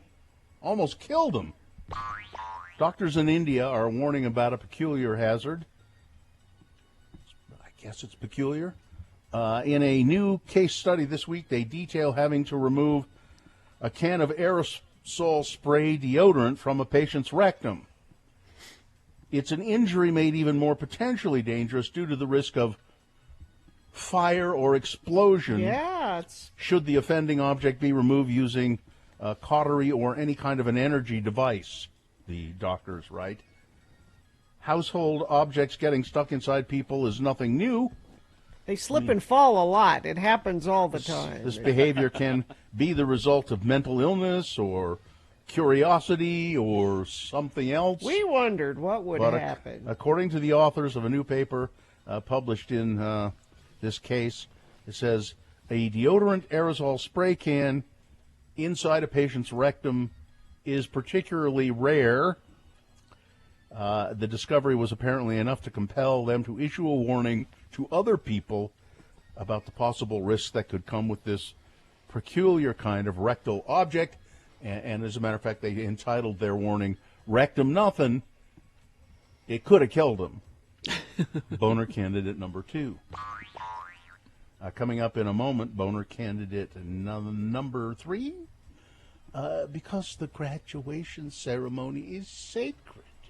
All right, there you go. That's candidate number 3 for round 1. Coming up after this, Big Boy News and Opinioendo, brought to you by Volkswagens are some of the hottest cars in Utah right now, and to make shopping easier for Volkswagen Layton customers, they've calculated all of the leases and monthly payments right down to the penny on all new Volkswagens at VWLayton.com. Tragedy. One of a kind, a political one of a kind who will be missed. Former Senator John Warner of Virginia, a centrist, you might say moderate or even perhaps slightly liberal Republican, who served as Navy Secretary and one of the Senate's most influential military experts, has died at the age of 94. Mr. Warner died Tuesday of heart failure at his home in Alexandria, Virginia, with his wife and daughter at his side. He was frail but had a lot of spirit and was involved in things until his last days. said his daughter, Susan McGill. You might remember that Senator Warner was married at one time to Elizabeth Taylor. Mm-hmm. He was married to her when he was elected to the Senate in 1978. He went on to serve 5 terms in the Senate before retiring from the chamber in 2008. It doesn't say here when he retired from Elizabeth Taylor, but he did. Does one ever? Marshawn Lynch. Oh, you're taking my sports, Bill. Marshawn Lynch Oh, he just says it anyway. is revealing how he would welcome aliens to the Earth. How he would welcome them. Yeah. Okay. So if he happened to be around when a spaceship landed and some aliens He's who they're coming to see. got off, he said I would picnic with them. No, politic. Politic with them, excuse me. Politic with them for a minute or two and see what they got going on. Yeah, you know. Yeah. He Politic said, with them. Yeah. He said, then we'd do some moving and grooving. Yeah. I think he's got a good plan They are there. coming just to see Marshawn. He's already been Probably. talking to them. Okay. Yeah. William Shakespeare has died. Who? William Shakespeare died at the age of 81. William Shakespeare was the first person in the world to get the COVID-19 vaccine. 81. I thought he'd be older than that. Mr. Shakespeare, that was his name. People called him Bill. He hit global headlines on December 8 last year when he became the first man to have the shot of coronavirus vaccine at University Hospital in Coventry and Warwickshire. Bill, as he was fondly known, passed away last Thursday after suffering a stroke. He was protected from the COVID by the vaccine. That's not what got him. He was an older gentleman and he had a stroke. Burnout and depression. That's what India's medical workers and doctors are suffering. How bad? They are just at their wits' end after a terrifying month that saw COVID-19 overwhelm the country's rundown healthcare system. Doctors and nurses on the pandemic front lines say that they have been pushed into physical and mental exhaustion as they fight to keep their patients alive. And there is a shortage of beds, but a shortage of oxygen. And one doctor says, we are exhausted, we are frustrated, we are depressed. Please hear us. If you don't listen to doctors and nurses and staff working on the ground, you will never be able to improve the health infrastructure. Yeah. And he's talking to Modi, to the president of the country. You will never be able to improve the infrastructure of the health system in this country if you don't listen to us now. George Floyd, yesterday there were celebrations or some services, memorials to mark 1 year since George Floyd was murdered by Derek Chauvin. More than 50 people gathered at the mural of George Floyd in Salt Lake City to mourn 1 year after his death. Vigil attendees took turns setting candles and bouquets beneath the mural as Bob Marley played from a speaker. One person burned sage at the beside the piece of the artwork. Local activists gave speeches about Floyd's death and the state of policing in Utah. Of course, there was a big in Minneapolis. There was a big gathering near, I guess it's called George Floyd Square now. Yeah, or it's a section of the street that was shut down. Yeah, down where the Cup Foods store was or is. And apparently there were some gunshots. Now I haven't heard much about. And then it just says one person was injured and went to the hospital. But I haven't really heard anything more about it than it's very vague as to who was firing a gun or why or whether it was related even. It's not. They're not sure. Yeah. You ready to drink this summer? Sure. Now what are we drinking? Well, here are 5 things you need to know about buying and drinking canned cocktails in Utah. Oh, okay. This is the official drink of summer. These are the official drinks of summer. Consumer demand is high right now, said the chief economist with the Distilled Spirits Council of the United States. And these canned and beverages, all you got to do is, pop them open or twist the cap, and they are ready lots to of drink. From Jimmy Santangelo's given us some good ones to choose from. Now, canned cocktails here in Utah are sold, obviously, in state liquor stores. They're not the same thing as hard seltzer. No. Hard seltzer is low alcohol, and I don't see the point. But some people seem to like them. But when you're buying cocktails are a strong. That's a strong. Yeah, drink in a can. You're buying a cocktail. Canned cocktails are heavily taxed here in Utah. A lot of different distillers are making them here in the state. Beehive, the gin maker, has 3 canned cocktails. The Moscow Mule, a Gin Ricky, and a Gin and Tonic. The Gin Ricky is really good. Yeah, the Moscow Mule isn't bad either. Epic is doing one. There are a bunch of them around. And so just, it really is an easier thing to use in the summer if you want to go, if you want to take camping and stuff like that. Now, bear in mind that drinking in public parks is probably illegal. Well, I think it is illegal. Yeah, it is. So use a koozie. That's all Yes. That's all I'll say. Just use a koozie. All right, that's it. Weather, traffic. Weather, it's going to be a little bit cooler today. We had that tiny little front come through overnight, 70 for a high, and then we creep back up into the 80s. Creeping into the 80s for the weekend. Sunny skies, looks like all the way through. All the way through Memorial Day. So you're going to have a nice weekend. Let's see if you have a nice commute. I saw a friend of the program was sending in a little bit of traffic for us. Back up on the freeway entrance, 650 North in Clearfield. If you're trying to get on to go north or south, 650 North Main Street in Clearfield. Thank you for sending that in to 33986. I'm sure it was safe for you to do that. Crash on the connector ramp from I-15 southbound to go westbound I-80 toward the airport. And an abandoned vehicle. I guess that means it's free to a good home. Eastbound I-80 State Street off-ramp in South Salt Lake. Abandoned vehicle for you there. And if you see something, you can always text it into us, 33986. Tim Daly Auto Group, home of the forever warranty on all new and select used vehicles at Tim Daly Infiniti, Tim Daly Ford, and all 3 Tim Daly Nissan locations. Here's boner candidate number 3. Because the graduation ceremony is sacred. Cedar City, Utah, graduation day for Canyon View High School was Monday, and students lined up to get ready. One of those was Trinidad Cervantes, a good student, varsity basketball player.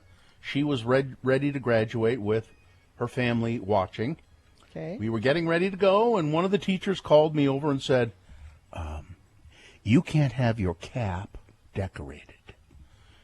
She had added some beadwork and an eagle feather to her cap, or mortarboard, to symbolize her Native American heritage. Now, while normally the designs would not be allowed, Trinidad's aunt called the school ahead of time and said, would it be okay to do this? Well, they asked. And they apparently said, okay. The family says the school agreed. So they began working on her cap. It wasn't until the ceremony that she realized it would be a problem. The principal called her over and said, you have to remove that cap and take the stuff off. We're sorry, but according to policy, you cannot have that. I was frustrated, she said. I was happy to get it over with, though. Glad I didn't have to go back to that school ever again. Ruin the experience for what?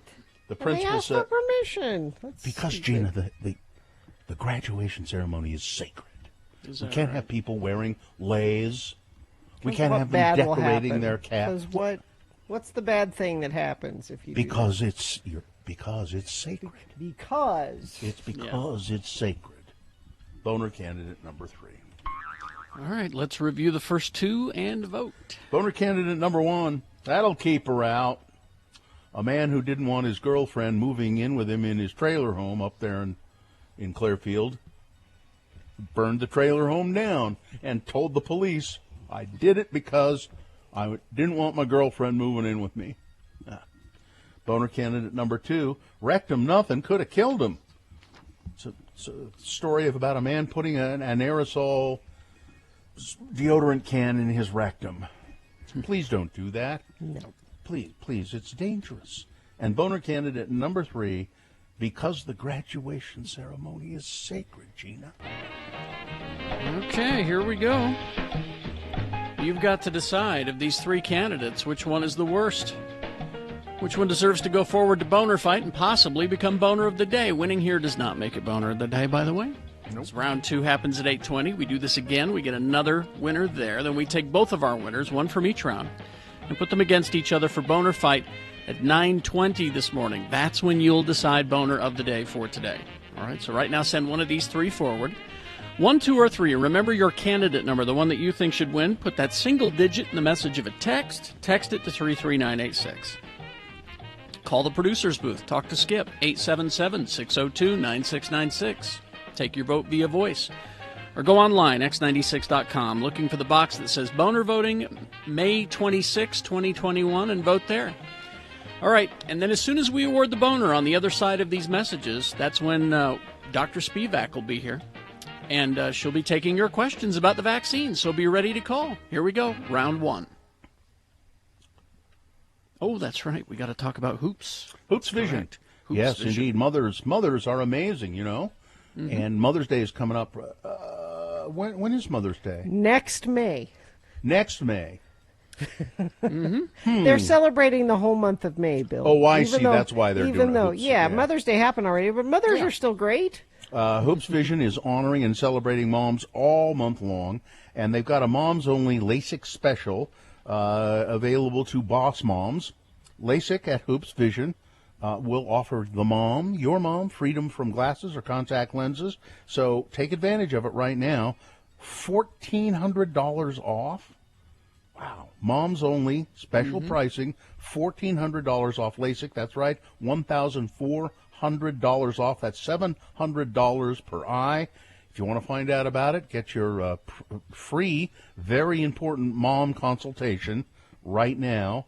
Call 877-30-LASIK. That's 877-30-LASIK. $1,400 off. HoopsVision.com.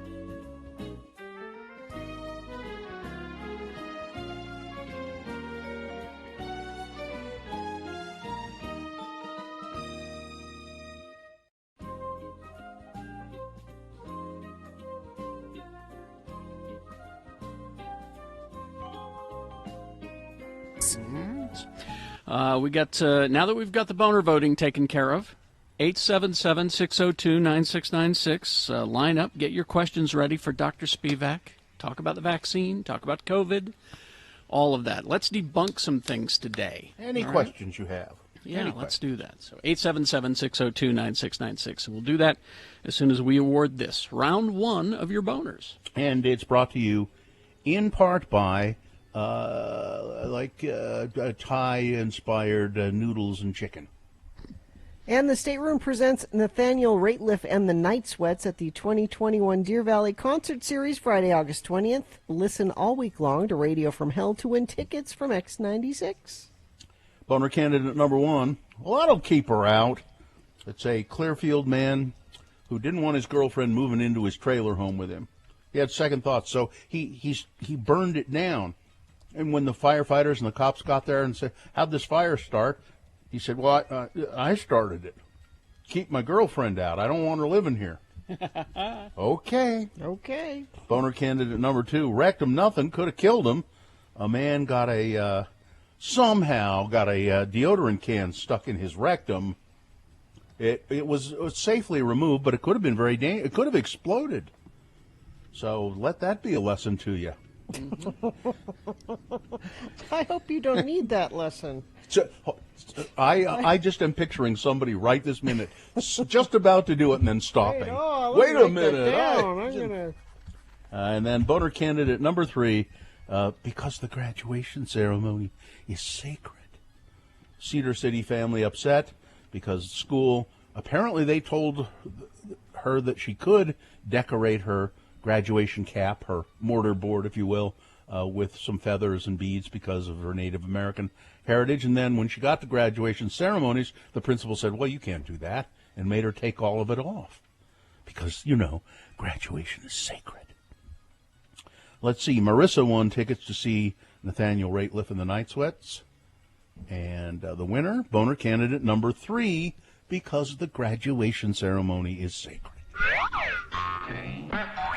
There you go. That's your winner of round one's voting. Goes forward to boner fight. Might be boner of the day. Round two, 8:20. We'll do it again. 3 more candidates. Get another winner there. Winner of each round against each other. 9:20 this morning. That's when boner fight happens. That's when you'll decide boner of the day. Is this sponsored, Gina? No, let's just dive right in. Okay, there we go. It's time to say hello again. Good morning to Dr. Emily Spivak. She is an associate professor of medicine in the Division of Infectious Diseases at the University of Utah Medical Center. And Dr. Spivak, thanks for coming back and being with us again. Yeah, thanks for having me and let me listen in. It's our pleasure, believe me. And now, Dr. Spivak is, as her title says, an infectious disease specialist. Why did you want to get into the field of infectious diseases, Dr. Spivak? Originally it was because in medical college and in medical school, I traveled internationally to Southeast Asia and to Africa several times on various types of medical and non-medical trips, and I thought I wanted to do sort of global health. Mm-hmm. But then the further you get along, you realize there are plenty of problems and infections and, things coming our way like COVID-19 in the United States. And so, my work is really focused on, before COVID, antibiotic use and antibiotic resistance and trying to educate patients and physicians on how to be careful about antibiotics. So originally it was an overseas kind of thing, and then I realized the U.S. needs a lot of help. Yeah, indeed. Now, Dr. Spivak can answer your questions about the COVID pandemic, the vaccine, all of that. All you got to do is call 877-602-9696. And then, Carrie, you had a question, I think, right? Well, I just wanted you to address this one because my wife encountered this one out in the wild. And usually when this happens, it's in Utah County. She was at a gathering, and they were all talking about, who was vaccinated there and who wasn't. And there was somebody there who said, well, what about that video I saw of the magnets that were stuck to people's arms after they got the shot, right where they got the shot, right where the needle went in, and they had magnets that were sticking to their arms because of that. And everyone was like, no. Yeah, not sure what to say about that one. You know, I would. You know, it's funny when the internet started, and we used to say, you know, it's on the internet, it must be true. Mm-hmm. It's sort of like nowadays, it's on the internet, it very well may not be true. You know, you can make a video, you know, very easily to sort of tell any point that you want to. So just always be careful where your information's coming from. And that's the thing, is that people think that the internet is, you know, like a newspaper or something. It's right, and it's not. And there's false messages spread on both sides and in both directions, and you just have to try and get news from a credible source. So that's a good question for you, Dr. Spivak. If people want to go to the internet to find out reliable information, what are some of the sources you would tell people to go look at if they have questions? I mean, I would tell them first and foremost, in our state, you can go to coronavirus.utah.gov, and it is all reliable, vetted, accurate information. There's just data on there about our cases, about vaccines, but also a lot of education and information in all different languages and for different types of populations about the vaccine and our sort of guidance around, well, this has gone away, but masks and things like that. The other sort of national source is CDC, and I know a lot of people are skeptical. I think, did I hear this number yesterday or the day before about, 46% of Americans don't trust CDC. But I would say they are a reliable source. They provide guidance. They don't provide policy, but they have really good information that's easily understandable and based on fact and based on science. Those are the first, two that I would say off the top of my head. There's other National Institutes of Health, which is, again, and our taxpayer money pays for CDC and pays for NIH, the National Institutes of Health, has a lot of other information. It tends to be technical on their website, but, again, is science and fact-based and not political. And CDC, I'd also point out, is not political. People think it's political, but it's not a political organization. The people that have worked there or who work there are really dedicated to public health and have been for years and decades. Trump politicized quite a few of his departments, so I can see why people might think that. Do we have any questions on the phone yet, Terry? Not yet. 877-602-9696. This is a great opportunity to talk to a doctor who knows about these things and is not Facebook. So I have a question. Yes. Things seem to be opening up. People are becoming a little looser. They're vaccinated. I see more people out and about. I see people feeling that they're kind of getting out from under the weight of this pandemic that we've been going through for a year. Is this kind of optimism justified, Dr. Spivak? Oh, I think so, for sure. I mean, I think a lot of this is again, we're encouraging people to do that if you've been fully vaccinated, right? CDC and the Utah Department of Health have said if you're fully vaccinated, really the vaccines are very, very effective, and you should be able to go about, for the most part, and do things like you used to do. I do think, in my personal, professional opinion, things may have swung really quickly a little bit too far to the, we're done with this, let's throw our masks away. I think there's been some confusion on the national guidance, but I also think that message has been sent here in the state of Utah, in my professional opinion, again, maybe a bit prematurely. And so, right, because no one's vetting or validating that the people out and about in the grocery store and the drugstore who are without a mask have a vaccine. And so for me personally, as a mother of 3 children under the age of 12, my main concern is, not everybody is eligible for a vaccine yet. Right. And there may have been a graded response to this until we can get, all of our kids, or the majority of kids who, they and their parents want a vaccine, vaccinated, because it's not really equitable until everyone is eligible for a vaccine. So I just, I do say, and cases and deaths are way down in the U.S., so I think, the response is appropriate. I do think in some situations we may have swung a little bit too far to thinking it's over, but I think there's a lot of reason for optimism. Right. Moderna announced yesterday that their trial of the vaccine in children. I think ages 12 to 17 is just is 100% effective. So there's more and more reason to be optimistic. We just got to get all these kids vaccinated. Well, we got a full bank of phone callers for our next break and a few text questions as well. So hang on, and we'll get right to you. More with Dr. Spivak after these. Traffic, Gina, please. Emergency vehicles on the scene of an incident on State Street exit ramp from I-80 eastbound. Traffic is backed up in the right lane all the way back to the northbound I-15 collector ramp to I-80. So be aware of that if that's part of your commute. And if you see anything, you can text it to us, 33986. Father's Day is right around the corner. Make your dad proud this year. Get him and yourself the Manscaped Lawnmower 4.0 groin trimmer. Get 20% off and free shipping with the code X96 at manscaped.com. All right, thank you very much. Again, more with Dr. Spivak after these, and we have your phone calls all lined up and ready to go, so hang on. 759 KXRK Provo, Manscaped. Yeah, it's like Gina was just saying, Father's Day, this is a good gift for a dad because it's men's grooming, and you know, give your dad this sleek, well-designed, optimized body hair trimmer that says, your groin will thank you. But, you know, you can use it on your chest hair, whatever the hair you want to remove, you can remove with this trimmer. It is the Lawnmower 4.0. How's it different from other trimmers? Well, it's upgraded. It has a multifunction on-off switch that can engage a travel lock.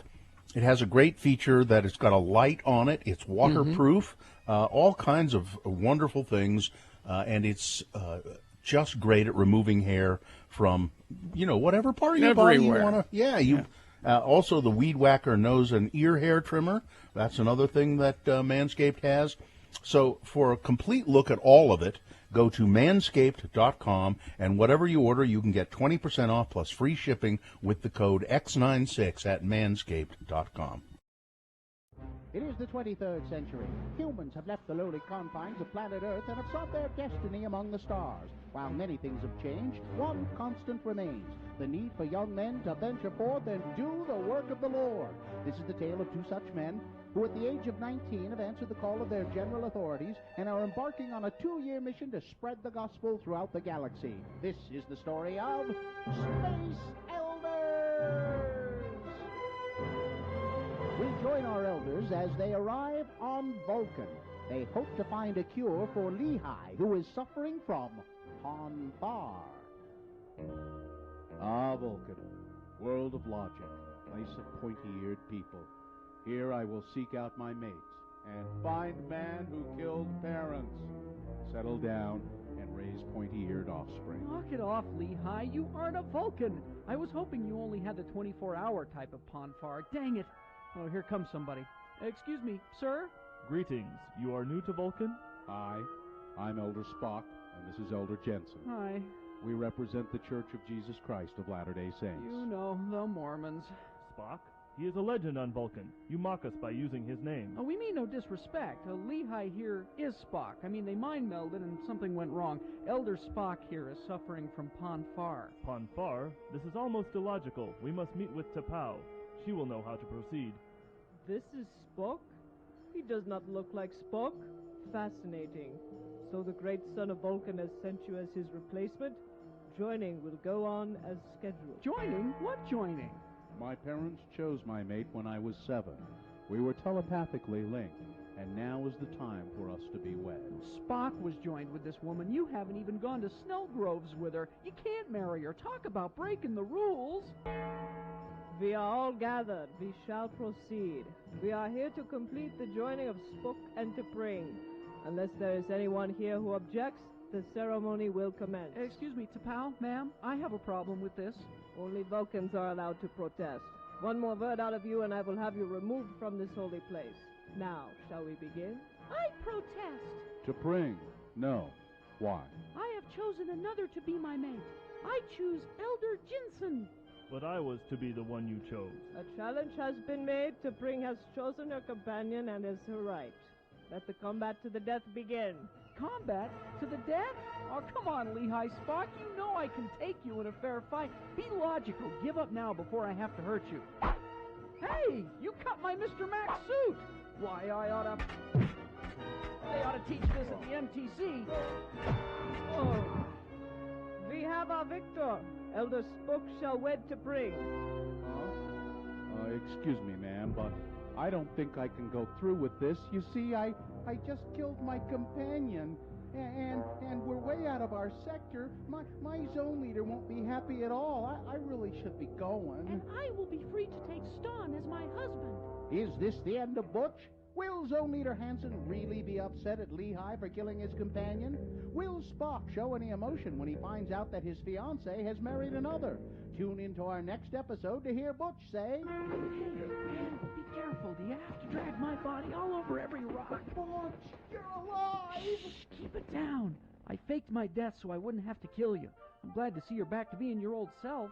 I didn't kill you. I didn't. I don't remember much of anything about the past week, though. Look, just drag me back to my hyperbike and I'll tell you all about it. Well, we left the quadrant. What's Zone Leader Hansen gonna say? Well, maybe we just won't tell him. Well, that would be the logical thing to do. Huh? On the next finger-crossing episode of Space Elders!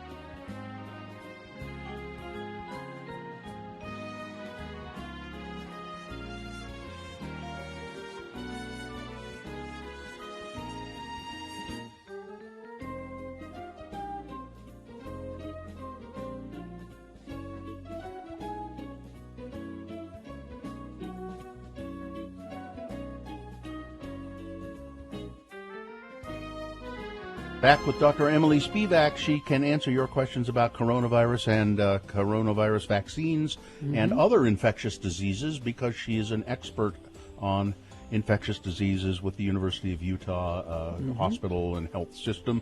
I guess we should go right to the phones. Let's go to Aubrey. Hi, Aubrey. Hello. Hi, what's your question?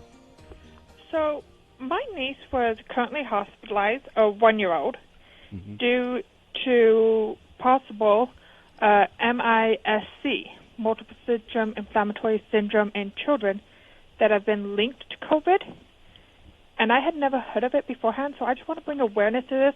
And can you tell people what exactly this is, if you know? Yeah, Aubrey, thank you for that question. I'm so sorry to hear that, and it's so important that you're bringing this up. So, as you said, MISC is it stands for multi-system inflammatory syndrome in children. I'd also point out it's less common, but there is an adult version of this.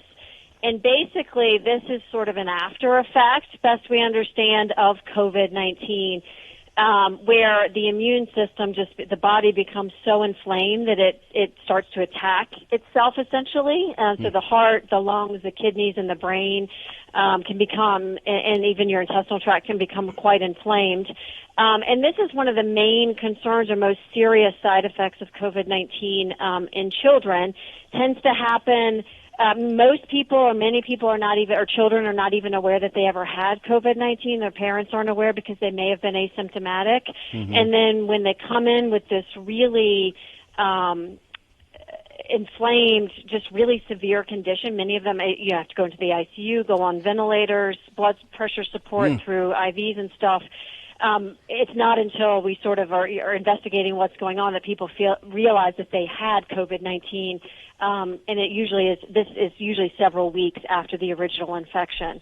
So it's really important that you're bringing this up. And the point, people often say, this is a minor disease in kids. Why are we worried about this? They do fine with it. But I would point out, I think there's been over, 300 kids in the state of Utah that have been admitted with COVID-19. Several have died, unfortunately. And, the deaths nationally from COVID-19 are much higher, many times higher than what we annually see from influenza. So this, while it might maybe for you or for your neighbor a minor infection, it's not for everybody. And this can come out of the blue for these kids who have no other health problems. You just don't expect it. And so you don't know who's going to get really, really sick and have this complication. And so I think it's just something really to think about, and another reason for when your kids are eligible to go get the vaccine. All right, Aubrey, thank you. Thank you. Thank you. All right, let's go to Bart. Hello, Bart. Hey, Bart. Hey, I was just calling because my wife and I had no problem getting the vaccine. We were all over it because I kind of wanted to get it to just show my coworkers and the doubters that it's fine. But why is there still that hesitation to get your children vaccinated? Because we did get our 4 kids vaccinated yesterday, but there's still like this doubt and hesitation with that. I don't know why that's still lingering, but it's kind of what I'm trying to figure out for myself. Yeah, so Bart, you said you did get them vaccinated. I guess they're all over 12 and yeah, first they're all yesterday. vaccinated. We did, yes. Yeah. He just wants to know why people are so afraid. Yeah, and you're saying that I think you're expressing that you're feeling it yourself. Yeah. Yeah. I think it's somewhat a natural hesitation, and depending on the age of the kid, right, sometimes we feel like we may be telling them to do something or not letting them make their own choice. And I think, I hope and think a lot of this hesitancy will go away over time as we have more and more kids that are vaccinated. We've seen that with adults to some degree, right? That those who are hesitant at first, once they've seen thousands and millions and now across the world almost 2 billion people be vaccinated for COVID-19, and we just have great safety data for these vaccines in adults. We do in kids, but like billions of people in adults, that hesitancy wanes. And so, I hear that hesitancy. I applaud you for getting your kids vaccinated. The data does support that it is extremely 100% effective and safe. All these kids in these vaccine trials will be followed for a year just to make sure that they don't have any unexpected side effects. I think they're very safe, and I'll get my kids vaccinated as soon as they're eligible. But I understand that hesitancy, and hopefully that will wane for people over time as we just get more and more kids vaccinated. Okay, Bart. Thanks, Bart. Thank you. Let's see. Text question. I had COVID. When should I get vaccinated? I was going to reply, what time today is good for you? But I thought I'd let the doctor respond to that. Yes, so the recommendation is if you've had COVID, you should get a COVID vaccine. You only have to wait the essentially 10 days. You can go get it as soon as you're out of isolation, that sort of 10-day where you have to quarantine, isolate at home period. And once you feel better, and you can head on and get it. At the beginning, we were saying wait 3 months, and that was mainly because of a vaccine supply concern that we wanted to give people who hadn't had COVID a chance to get the vaccine first. Now we have more vaccine than we have arms to put it in, and so it is recommended to go get the vaccine as soon as you can, as soon as you feel better after COVID. And I tell you that the vaccines seem to induce a better immune response against COVID than natural infection does, so you still it would be best to still go get the vaccine.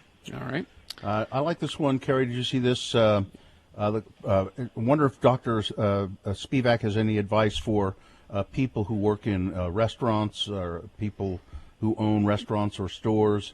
The Bayou, for instance, is requiring vaccine cards before they'll let anybody in. Yes, and I applaud my neighbor who owns the Bayou for doing that. So how should stores be handling this situation right now? Should they require people to be vaccinated? I mean, what do you think they should do?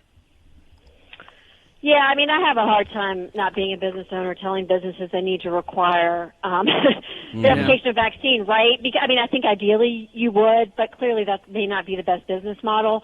And with the polarization, of our society and beliefs and feelings on this, that may backfire significantly financially for a business. Mm-hmm. I mean, to my knowledge, businesses can still enforce masks. They can make their own decisions about what they want to do, and I have seen some places still doing that. And if it's a place where kids come in who are not eligible, I think it would be reasonable to still, enforce masks. As a business owner, my main concern would be protecting my employees. And so maybe what I recommended or enforced for my patrons would depend on the vaccine status of all my employees, whether they're all fully vaccinated or not. Because, if you have a sick workforce, then you have to shut down. And so I think really trying hard to make sure all your employees are vaccinated, giving them time off to go get vaccinated, first and second dose, and maybe a day after their second dose if they don't feel well. I think that is the main thing an employer can first and foremost do. I think ideally, again, we would verify that people are vaccinated. I'm not totally sure that that's going to fly everywhere, and it may lead to some lost customers for sure. I don't think people are going to go for my plan. I've got this idea that we should wait till people are asleep and then sneak in and vaccinate them. So let's get the tooth fairy involved. She can that help kind of with thing, this, yeah. I think. Hey, Dr. Spivak, thanks a lot for being with us the last couple of weeks, and we would sure like to have you back. You are very good on the radio, and you do a great job explaining these things. So thanks for doing it. Thanks for having me. It's been fun to listen in. Thank you. Okay, we'll check in with you again sometime soon. All right. Okay, take care. Traffic, Gina, please. Emergency vehicles on the scene of an incident on State Street exit ramp from I-80 eastbound. Traffic is backed up in the right lane all the way back to northbound I-15 collector ramp to I-80. Single vehicle crash northbound I-15 in Linden. The car is on the right shoulder. This just happened. I don't even think that Utah Highway Patrol is on the scene yet. And are you on the scene of something right now? You feel like you might want to be a traffic reporter? Well, you can text it to us, 33986, and I will pass it along. If you're looking for an adventure this summer, look no further than your backyard at Nevada's Pony Express territories for both outdoor recreation and fun. Go to loneliestroad.us for more information. Boners round 2 coming up. Here are the candidates you will consider. Number 1, dumb woman jumped right into the monkey cage. Boner candidate number 2, well, okay then. And boner candidate number 3, the Manson snot rocket. All right, we got round 2 of your boners, big boy news, all coming up after these. X96. The new X96 app allows you.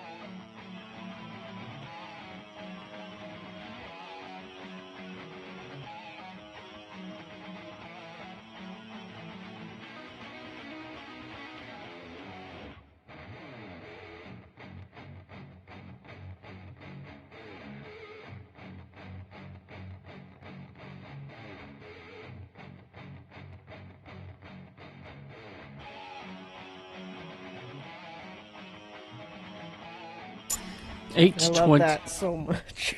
8:23 right now. Breeders is the TV show. Let's get to round 2 of your boners. Here we go. 3 news stories. These are examples of bad, stupid, or funny human behavior, and you will decide with your votes of these 3 candidates which one is the worst, which one deserves to go forward to boner fight, possibly becoming boner of the day. In order to become boner of the day, it will have to defeat, well, it has to win here, and then it will have to defeat the winner of round 1's voting. We did that an hour ago. We'll take both of those champions and put them against each other at 9:20 this morning. That's when you'll vote for boner of the day. Right now, send one of these 3 forward. This is round 2. 2 candidates now, a third after the news. Once you've heard all 3, then you will vote, and one of you lucky random boner voters will receive a can't buy it, gotta win it Radio from Hell boner t-shirt. Boner candidate number 1, dumb woman jumped right into the monkey cage. A Texas law firm has fired a female employee after a video surfaced showing her jumping into the monkey habitat at the El Paso Zoo. The Lovett law firm told ABC affiliate that Lucy Ray was a litigator assistant in the personal injury division, and that she's stupid. Lucy Ray, you get out of the monkey pit. What are you doing in there? El Paso zookeeper Mason Kleist said that Ms. Ray endangered herself and 2 spider monkeys that were in the habitat. These are primates we're talking about. They could do some substantial damage to you, Kleist told the station. They may be small, but they can take you to the ground if they want to. Kleist said that feeding the monkeys could have endanger them by disrupting their diet, and the law firm that this woman worked for, Lucy Ray, said, she's too dumb for us to employ any longer. Boner candidate number 1, dumb woman jumped right into the monkey cage. Here's boner candidate number 2. Well, okay then. A new poll suggests that, well, I guess it is a staggering number of Republicans still believe that Donald Trump is the true president of the United States. The Reuters poll titled The Big Lie revealed 53% is this of those who identify as Republicans think Trump is the actual president.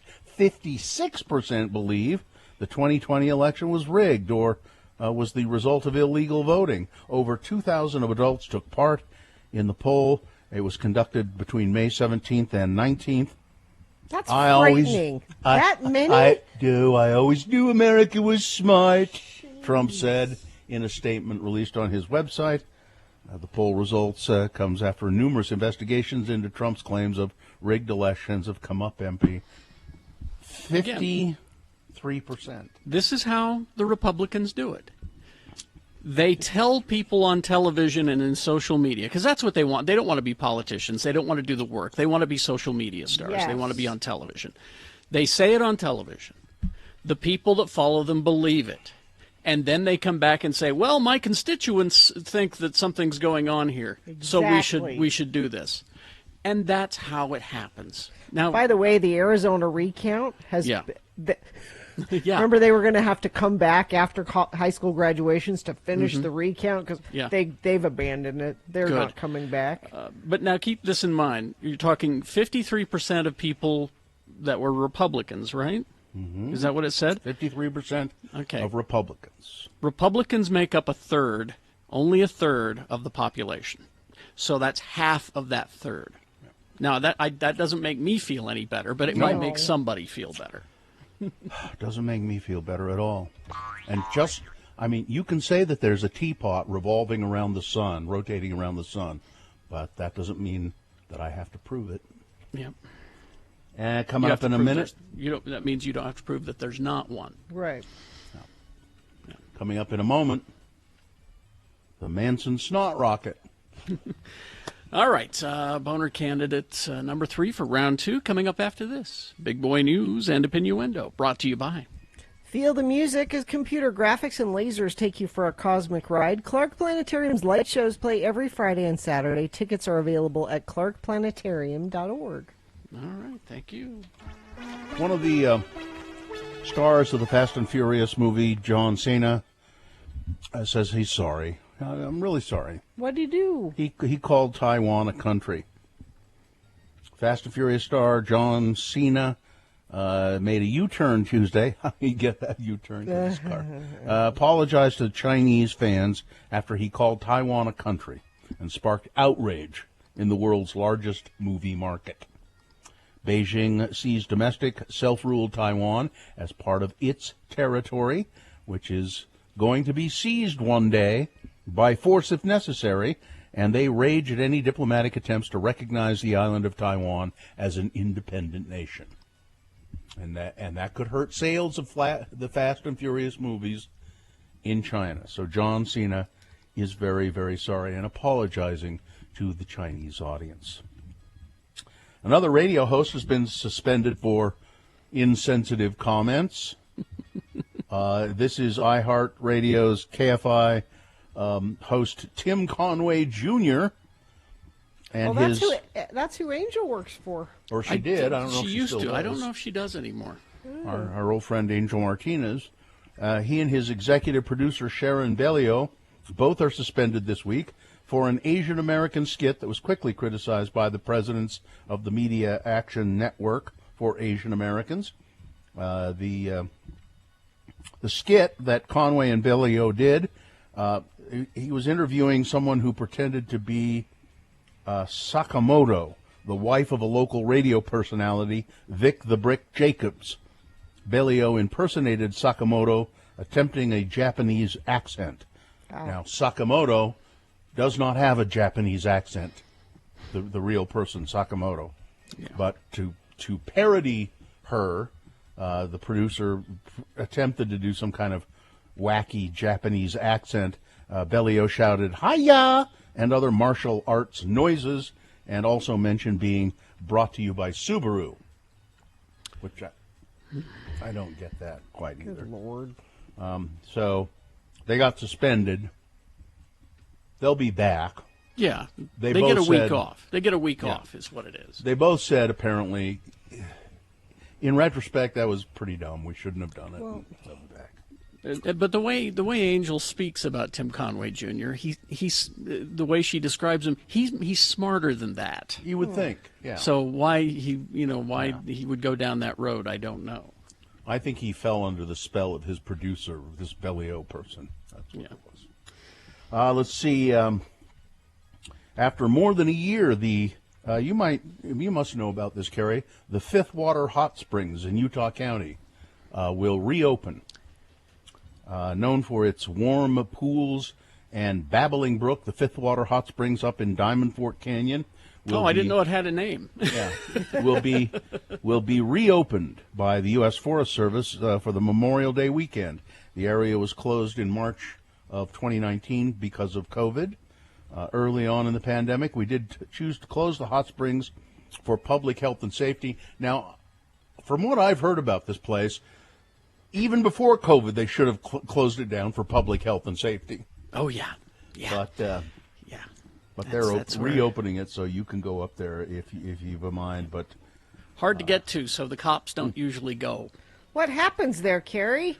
all kinds of stuff. You'll find all kinds of used products around the area. Yes, you will. Yes. Mhm. I'm just guessing. I haven't been there, but I've been to places like it. Let's see now. The Salt Lake International Airport. Haven't been to the new one, but apparently there is like a half-a-mile walk to catch a plane, and it's and people are not happy with that. And as a matter of fact, they're thinking of including it in the great hikes of the Wasatch Front. But That's funny. And then it's also difficult because while you're waiting for your plane and you want a snack, all of that stuff is a half a mile away.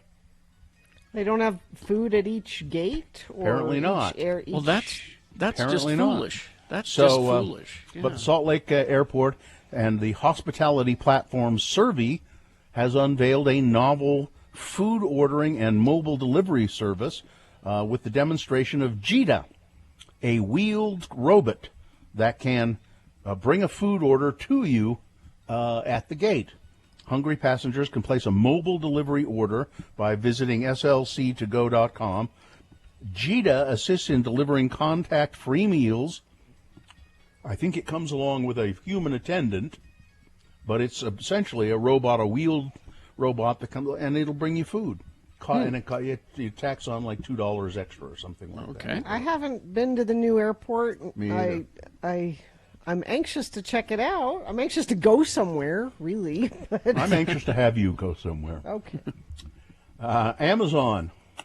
Apparently the deal is final. They're buying MGM Studios for $8.45 billion. Which means that Bond villain Jeff Bezos now owns James Bond. Oh, well, okay. Yeah. Well, and they're taking the lion out apparently and putting Jeff Bezos in there going. Arr! And finally, these people are not nerds at all, I'm sure. Celebrating 100 years, the Ogden Radio Club. It's ham radio operators. This club has been in business for 100 years. And these are people who like ham radio, shortwave radio, and they have a bunch of members, and they do. I don't know what they do. What do shortwave radio people do? Talk to each other. Yeah. So anyway, congratulations at 100 years of being a club, an organized club. All right. Yeah, there you go. Sports weather traffic. Well, Aaron Rodgers did not report to organized team activities with the Green Bay Packers this week, but the quarterback that they drafted to eventually replace him is there. That's Utah's own Jordan Love. Went to Utah State. So there's still talk about Aaron Rodgers trying to get out of Green Bay and go somewhere else. He was not happy when they drafted Jordan Love because Jordan Love is that good. Like, it was kind of obvious that, okay, he's your replacement, and Aaron didn't care for that. So we'll be following this important sports story for you throughout the day. The Jazz, Bill, it's time to climb back on the bandwagon. If they win, I will. They're playing Game 2 against the Memphis Grizzlies tonight, and all indications are that Donovan Mitchell will be playing tonight. He's not listed on the injury report, and we haven't heard anything different, so I know you're very excited to see him back because he does very well against the Memphis Grizzlies. Yeah. Gina, the concept of the bandwagon is I'm only on the bandwagon if the team wins. If they win, that's what the bandwagon is. Well, we'll check back in with you tomorrow for that. Okay. Weather, a little cooler today than it was yesterday. Sunny and a high of 71, and then we creep back up into the low 80s. Looks like you've got a very nice Memorial weekend with highs in the low 80s and mostly sunny all the way through till Monday. So that's something to look forward to. Traffic, let's see if your commute is something to look forward to. I'm going to refresh this quickly, give you the most up-to-date information. We have a crash northbound SR36. This is Saddleback Boulevard in Tooele County. We also have a single vehicle crash northbound I-15 in Linden, power off to the right shoulder. And I haven't seen an update on this one in about 40 minutes. This was that incident on the State Street exit ramp from I-80 eastbound. Traffic was backed up quite a ways with that, but it's been a minute, so maybe that one's been cleared up. If you're in that area and you can let us know, and it's safe for you to text, that would be great. Send it in to us, 33986. Billie Eilish is coming March 21st, 2022 to Vivint, and X96 welcomes her. Text the word everything to 33986 for your chance to win tickets before they go on sale next Friday, and a copy of her new autobiography. Details at x96.com. All right, here we go with boner candidate number 3, the Manson Snot Rocket. A New Hampshire Police Department they have an active arrest warrant out for Marilyn Manson. On Tuesday, the Guilford Police Department announced that they have this active warrant for Manson for 2 counts of misdemeanor simple assault involving an alleged incident with a videographer at the Bank of New Hampshire's pavilion. Mr. Warner, his agent and legal counsel, have been aware of the warrant for some time, and no effort has been made by him to return to New Hampshire. So why would he? I mean, you know, they can only nab him if he returns to New Hampshire. Apparently what he did was the videographer had been subcontracted by a New Hampshire company to video the concert that Manson was doing, and had been located in a stage pit area.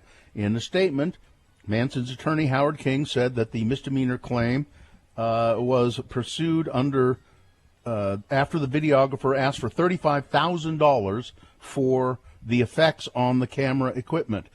What Manson did was spit a lot, and it got on all of this equipment, this camera equipment down in the pit. And then when the videographer complained, kept going, hey, during the concert, Manson then came by and blew a snot rocket. Gross. All over. Wow. All over the videographer and the equipment. Yeah, that you should get some money for that. I think You would think. that's worth something. Yeah. Pain and suffering. There is pain and suffering. A security guard told People magazine, yeah, I saw him shoot his snot at that camera woman. I saw him do it. Boner candidate number 3, the Manson snot rocket. All right. Let's review the first two and vote. Number 1, dumb woman jumped into the monkey cage. She was working here at our law firm. We can't have that. So they fired her because video surfaced of this dumb woman jumping into the monkey cage in El Paso. Boner candidate number 2. Well, okay then. A new poll showing 53% of Republicans believe that Donald Trump is the real president. He's still the president. He's the real president. It's the party of fantasy. And Boner candidate number 3, the Manson snot rocket. Okay. You've got to decide of these three candidates which one is the worst, which one deserves to go forward to Boner Fight and possibly become Boner of the Day. If it wins here, it'll go up against the winner of round 1's voting. And one of those two champions will be Boner of the Day, and you'll decide that at 9:20 this morning. But in order to do that, we need to pick one of these three from this round and send it forward to compete. This is round 2. So 1, 2, or 3, remember the candidate number, the one that you think should win. Put that single digit in the message of a text, and then text that to 33986. Or you can call. Skip will take your voice vote in the producer's booth, 877-602-9696. Or you can go online, x96.com, look for the box that says Boner Voting, May 26, 2021, and vote there. If you don't see that box, refresh your browser. It should appear. You'll be able to click and vote online with no problem at all. Things that must go coming up in the next break, and we'll award this round 2 of your Boner votes after these.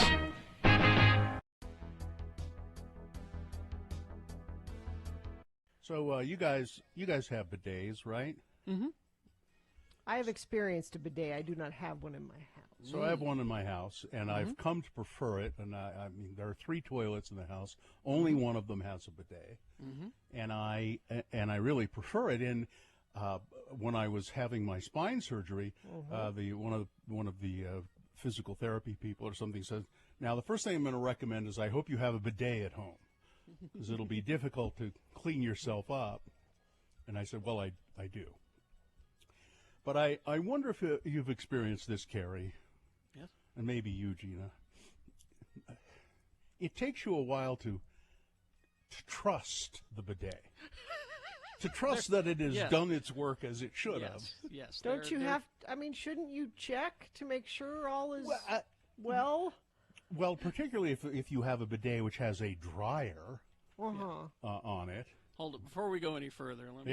It's Poop Chat on X96 Radio from Hell. Okay, go ahead. So, particularly if it has a dryer, which cleans you and then it dries you off. Yes. You know, do you trust it? Yeah. So for a while, I was not quite sure if I trusted, so I would check. Yeah. But I've gotten to the point where you just assume everything's been taken care of. Pretty damn sure. Wow, Oh, you're braver. You're braver than me. Yeah, I haven't had a problem. I have not had a problem. I have not developed that much trust yet. so that I don't have to use toilet paper at all. Well, I'm using less toilet paper. But, Yeah, but I was in the honeymoon phase. There's all trust there. You're willing to try anything in that phase. Yeah. But now that the bidet and I are an old married couple, I know it's doing its job and it's got my back. I don't need to check, so to speak. So. Yeah, I don't know if I could.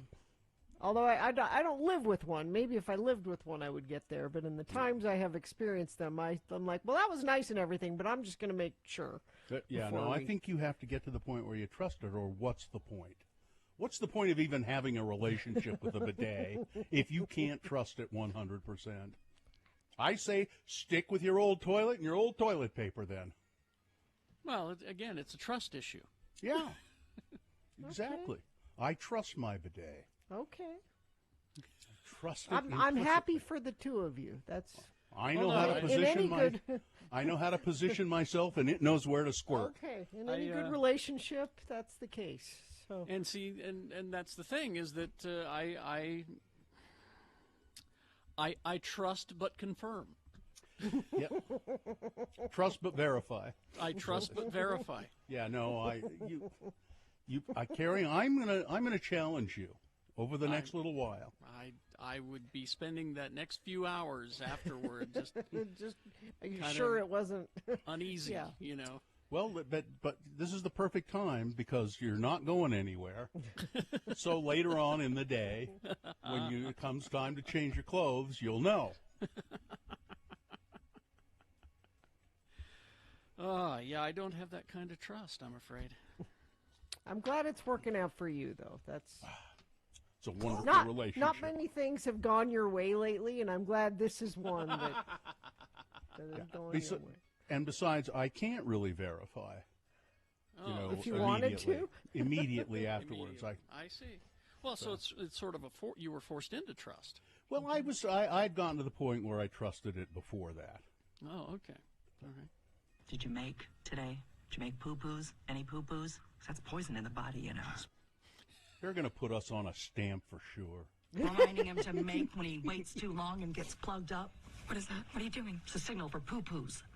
You got to learn the signal. I don't want to learn the signal. Don't make her do the signal, Mom. She has to learn the signal. I don't want to learn the signal. Now this hand is the potty, beckoning the poo-poos, and in they go. Huh?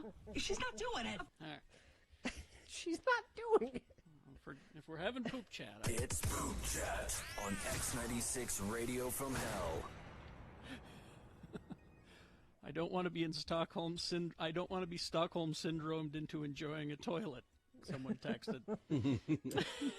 Well, it's better than resenting it. It's better than. No, I'm glad you've embraced it. This is good. I wonder if anybody else has had that feeling of, I've done this enough. I trust that bidet. It's done its work. I don't have to check. It's like your mother said, have you been eating that candy out of the candy jar? Let me see your hands. There's evidence.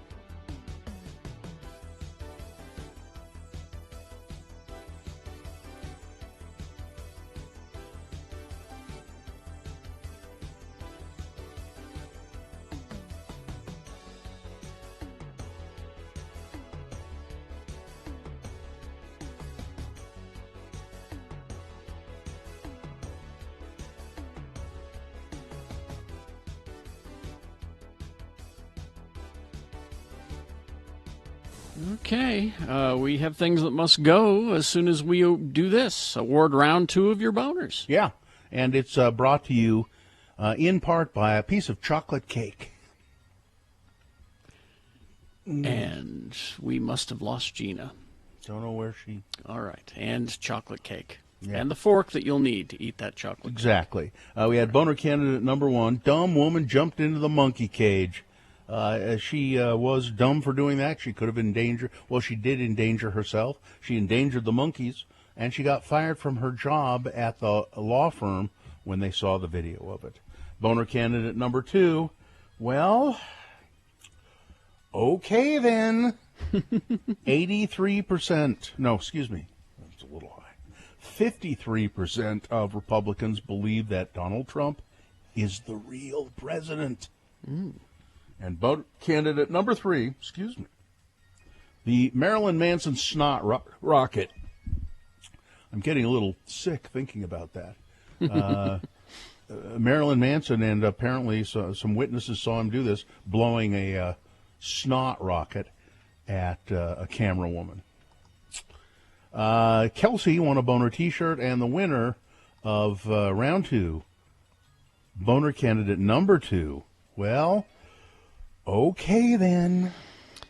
Boner candidate number 2 is now the winner of round 2. It now goes forward to Boner Fight. It might be boner of the day. Depends on how well it does, going up against the winner of round 1, which we did an hour ago. But you'll decide boner of the day at 9:20 this morning. That's when Boner Fight happens. All right, things that must go now, brought to you by University Credit Union wants to give you $400 in just 3 easy steps. You can get up to $400. See a University Credit Union branch for details or go to ucreditu.com.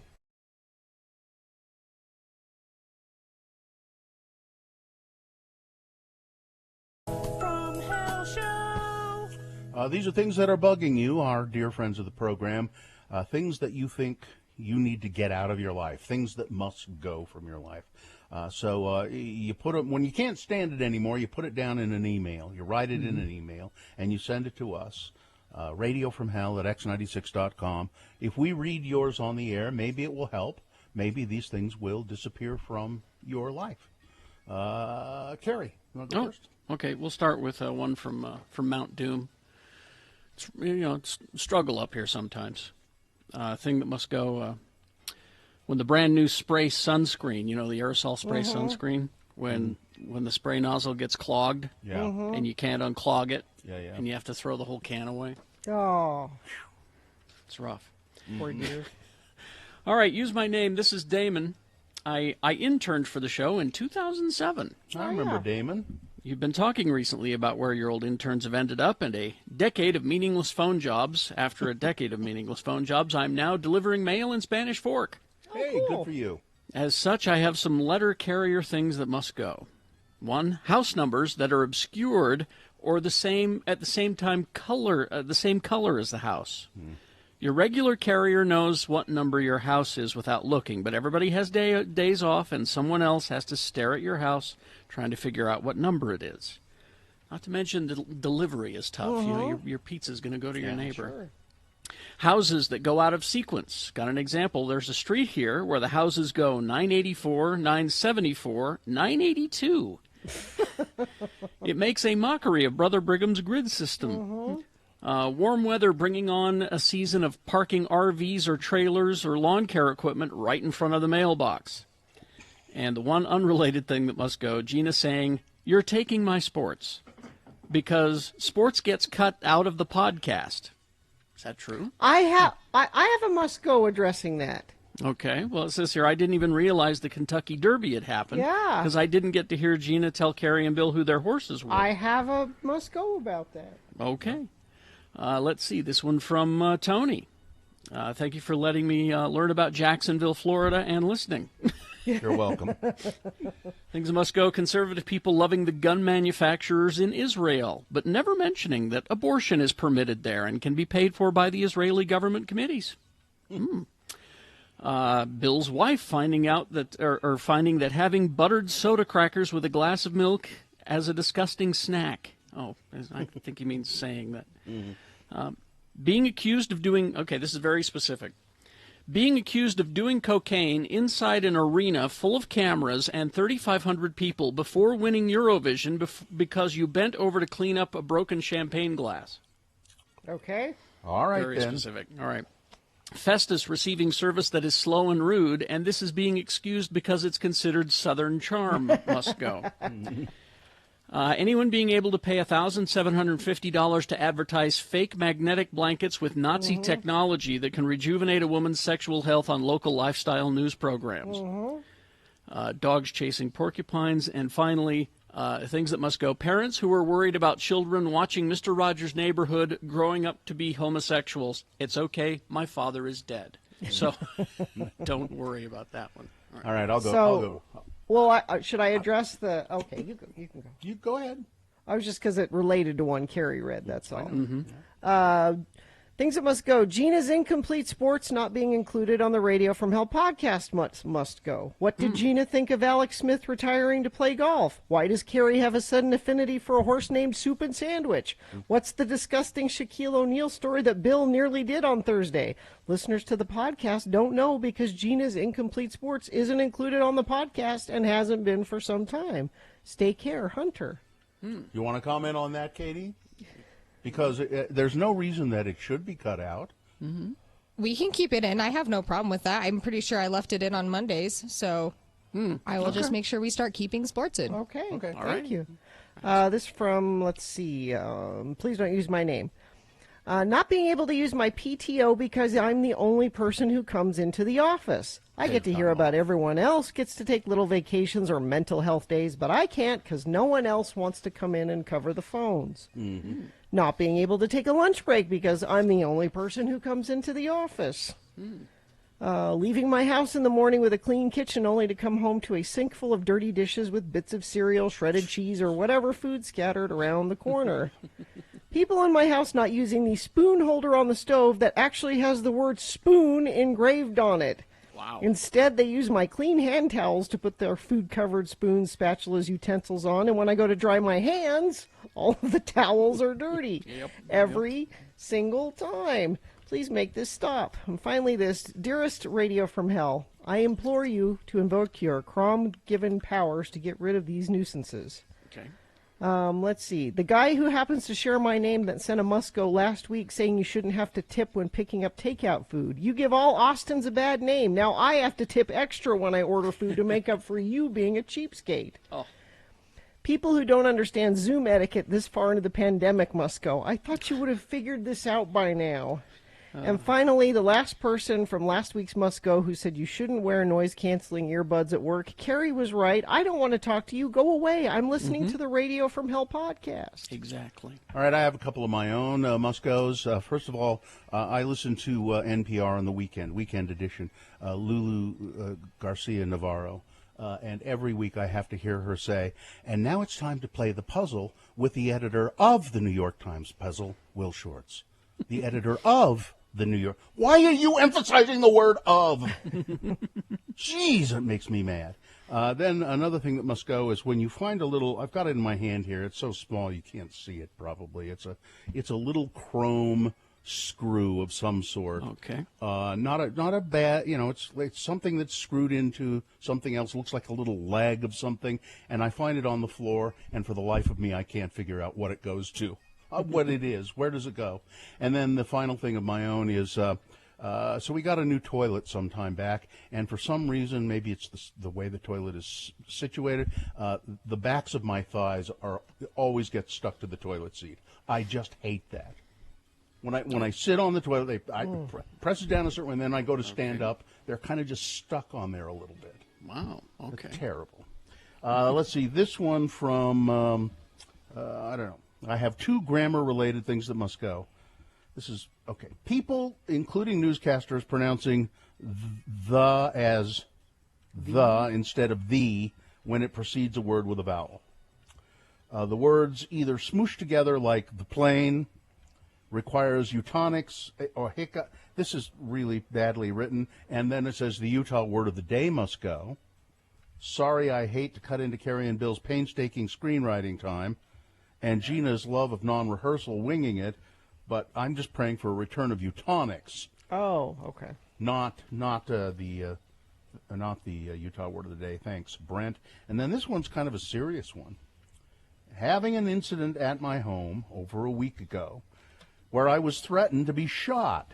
The person who threatened me came back and chucked rocks at my house. The same person doesn't make an appearance for a week or so, only then to come back and throw another rock through my window, and the cops not showing up for hours, and the cops not being able to do anything about it. That must go. Things that must go on the radio. From Hell Show. KXRK Provo. Traffic, Gina, please. Yeah, we do have an incident to tell you about. Bad crash, westbound 27th North, 20th West. This is in Far West. All westbound lanes are closed. Police are alternating traffic in the eastbound lanes. Expect delays in that area. That's the only major incident to tell you about, though. If you see something, you can text us 33986. Hungry? Try the saucy pig sandwich from Diversion Eatery with pulled pork, honey barbecue sauce, and pineapple coleslaw on toasted Tuscan buns for only $8.99. Dine in or take out. Not $89, $8.99. Dine in or take out.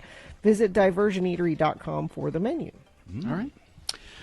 We will take a break. We will be back. We got Boner Fight coming up in the next hour. Stand by for that. Also a reasonable amount of news. All coming up. KXRK Provo.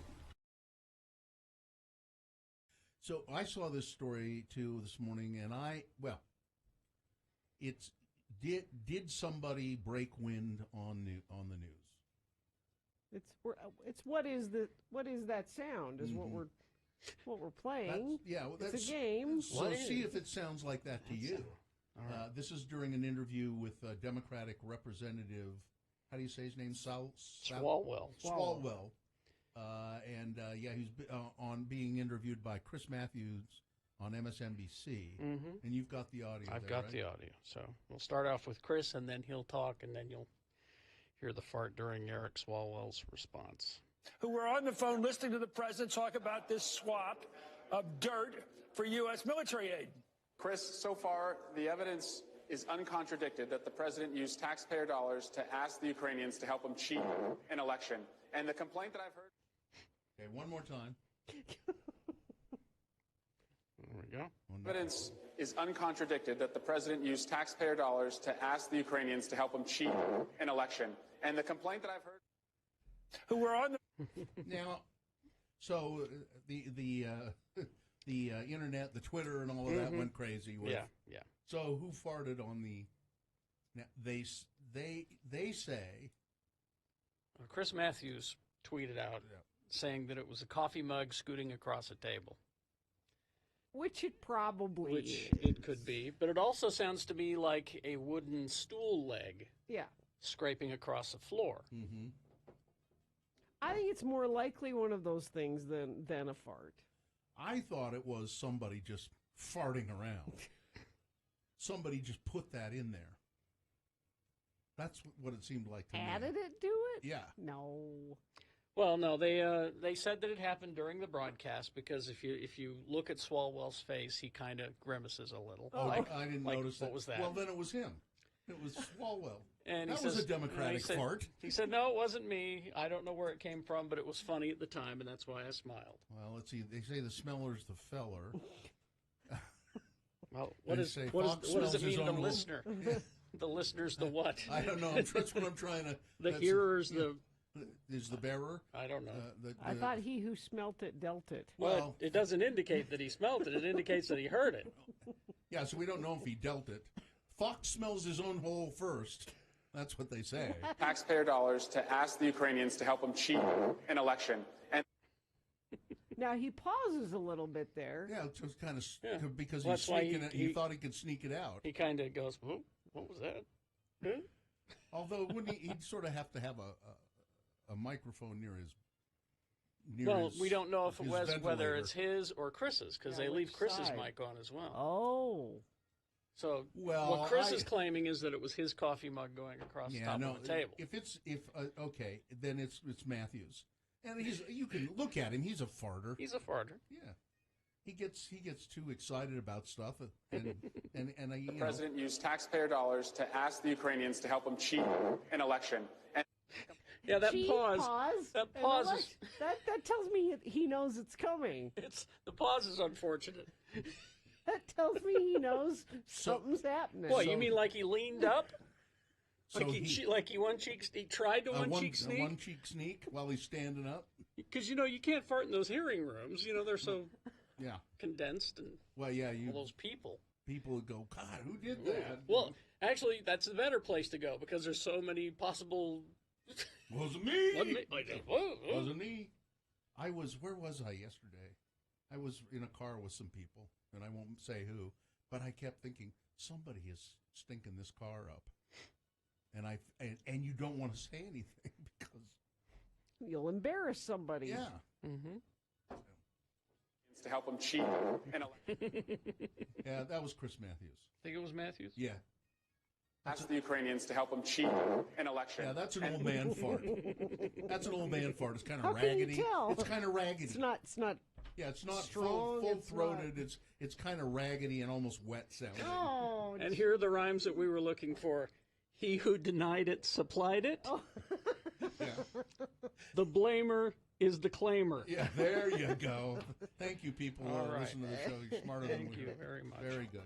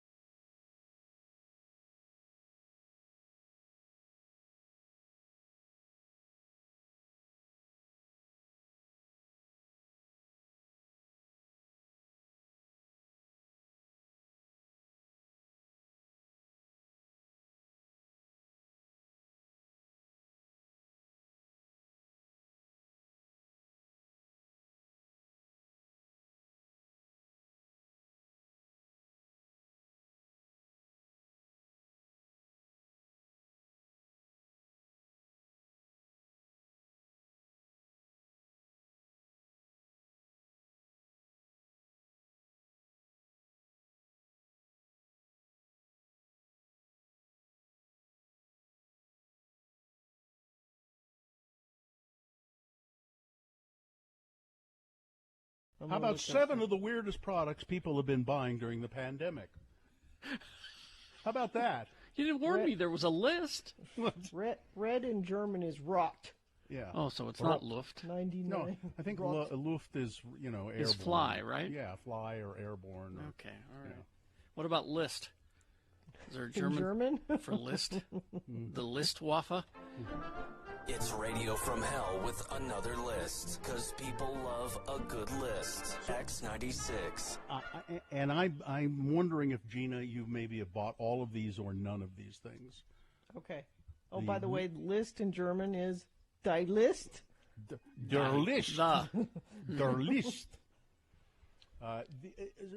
And I just happened to see this instant. It's nothing 7 weirdest products people have been buying during the pandemic. Okay. Number 1, roller skates. Have you bought any roller skates? I have not purchased roller skates. But you can kind of probably guess why. It's outside, something to do outside. Yeah. Yeah, people want activity. They want to do something, and they want to do it outdoors. Number 2, you've already got one of these, Gina. So you don't. RVs.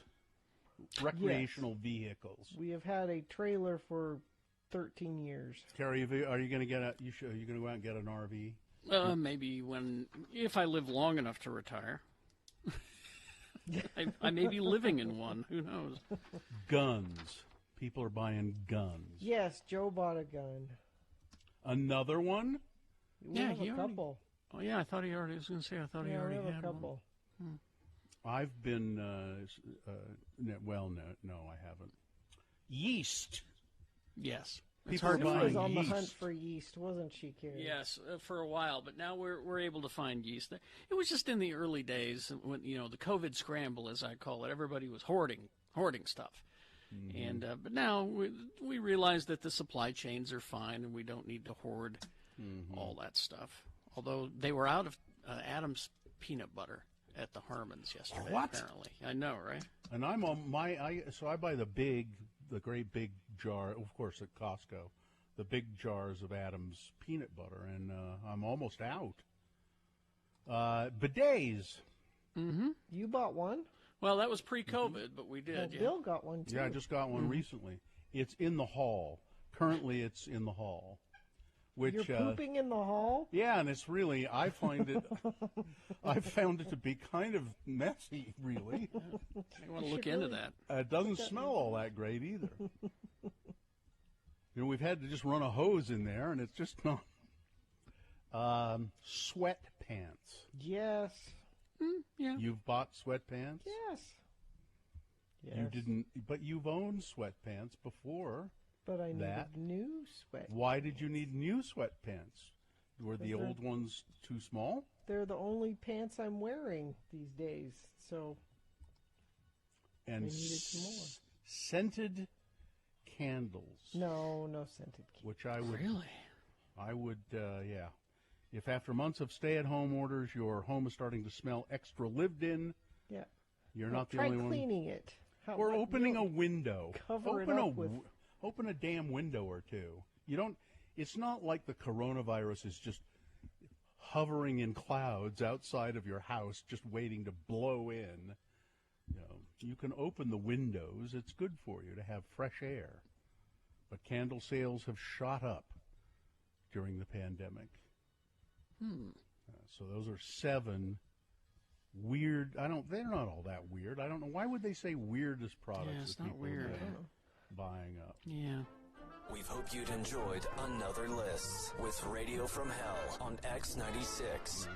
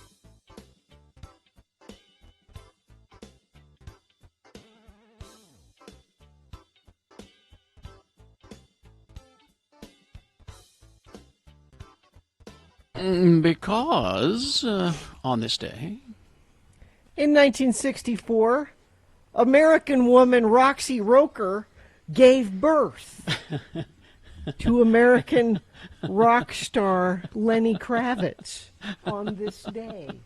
Roxy Roker, you mean Mrs. Willis from the Jeffersons? Yes. Yeah, from upstairs, yeah. Yeah. Yep, that's the person. Yep. I don't know why you hate Lenny Kravitz so much, Bill.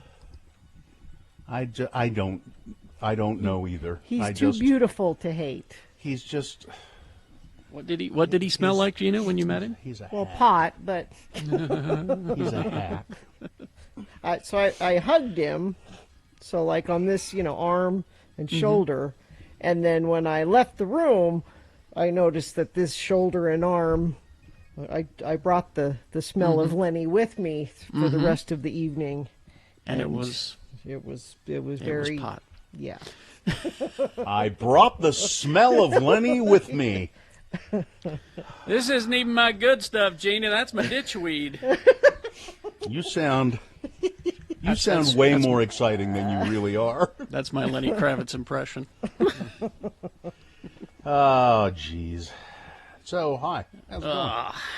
No, you're excited, Gina. Excited about those steak fingers.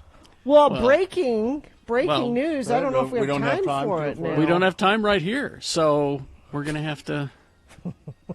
Well, hang on if you want to hear about steak fingers. Yeah, steak finger breaking news coming up. Gina's, huh? They're finger steaks, please. That's it, finger steaks, not steak. Oh, there is a difference. There is a difference. There's steak fingers, and then there are finger steaks. Big. So it's steak fingers. Big steak finger news. No, finger steaks. No, steak fingers. Finger steaks? It's finger steaks. Finger steaks. Finger steaks. It sounds like a Dutch name. Yeah. All right. Yeah, my name is Lars Fingersteaks. Finger steaks. Okay. There we go. Lars Fingersteaks. Coming up before 10 a.m. Promise. We'll get to this before 10 a.m. But right after this, we got Boner Fight and a reasonable amount of news coming up. X96.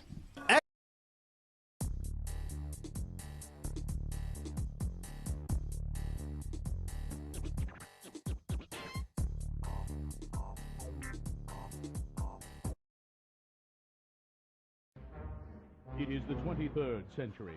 Humans have left the lowly confines of planet Earth and have sought their destiny among the stars. While many things have changed, one constant remains: the need for young men to venture forth and do the work of the Lord.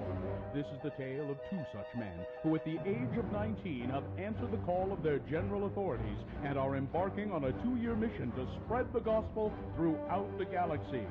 This is the story of Space Elders! We join our elders as they pursue leads given them by Zone Leader Hansen. This episode finds elders Christiansen and Jensen trying to catch up to a rather well-known starship. Captain, scanners show 2 small one-man craft closing fast. Captain, they're hailing us. Analysis, Mr. Spock. Readings coming in now, sir. 2 single-occupant warp-capable 10-speed bikes. Spock, enough with the details. Who are they? There is a 99.7% probability they are LDS missionaries. Mr. Sulu, go to red alert. Evasive maneuvers. Armed photon torpedoes. Aye, Captain. No good, Captain. They're still closing in on us. Mr. Sulu, ready phasers? Phasers ready, sir.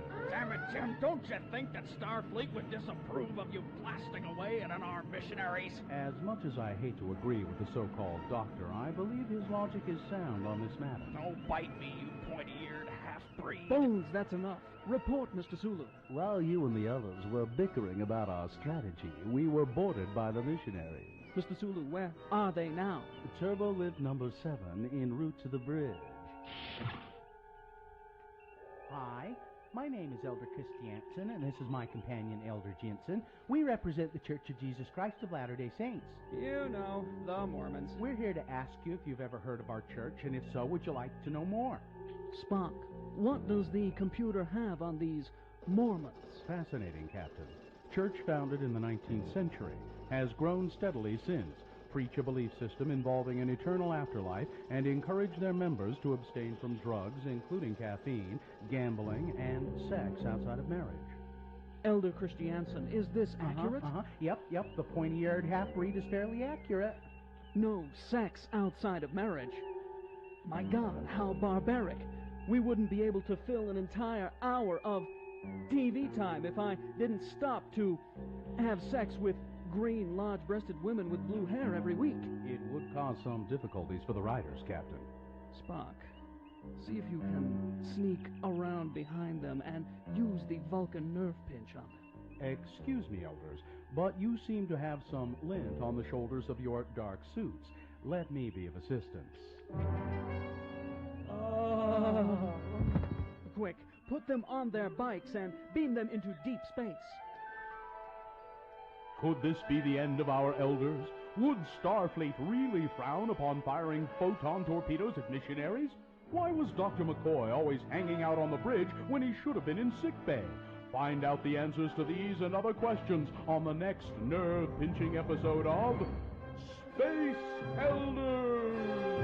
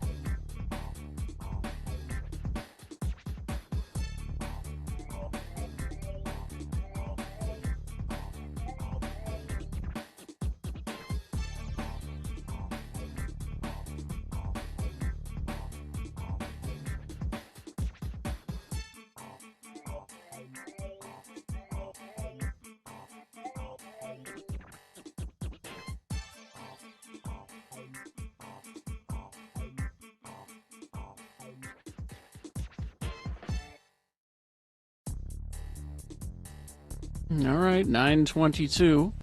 We have Boner Fight coming up here in about 5 minutes. So before that, a reasonable amount of news brought to you by Young Power Sports in Centerville is Utah's newest power sports dealer. Tri-City Performance is now Young Power Sports in Centerville, your Polaris and Victory motorcycle dealer. See inventory online at youngpowersports.com. Well, you guys know the band Iron Maiden. Yes. Mm-hmm. And you know their singer, Bruce Dickinson. That's it. Yeah, he's had hip replacement surgery. Happens to the best of them, Bill. It does. He known for his multi-octave vocal range and tireless stage presence.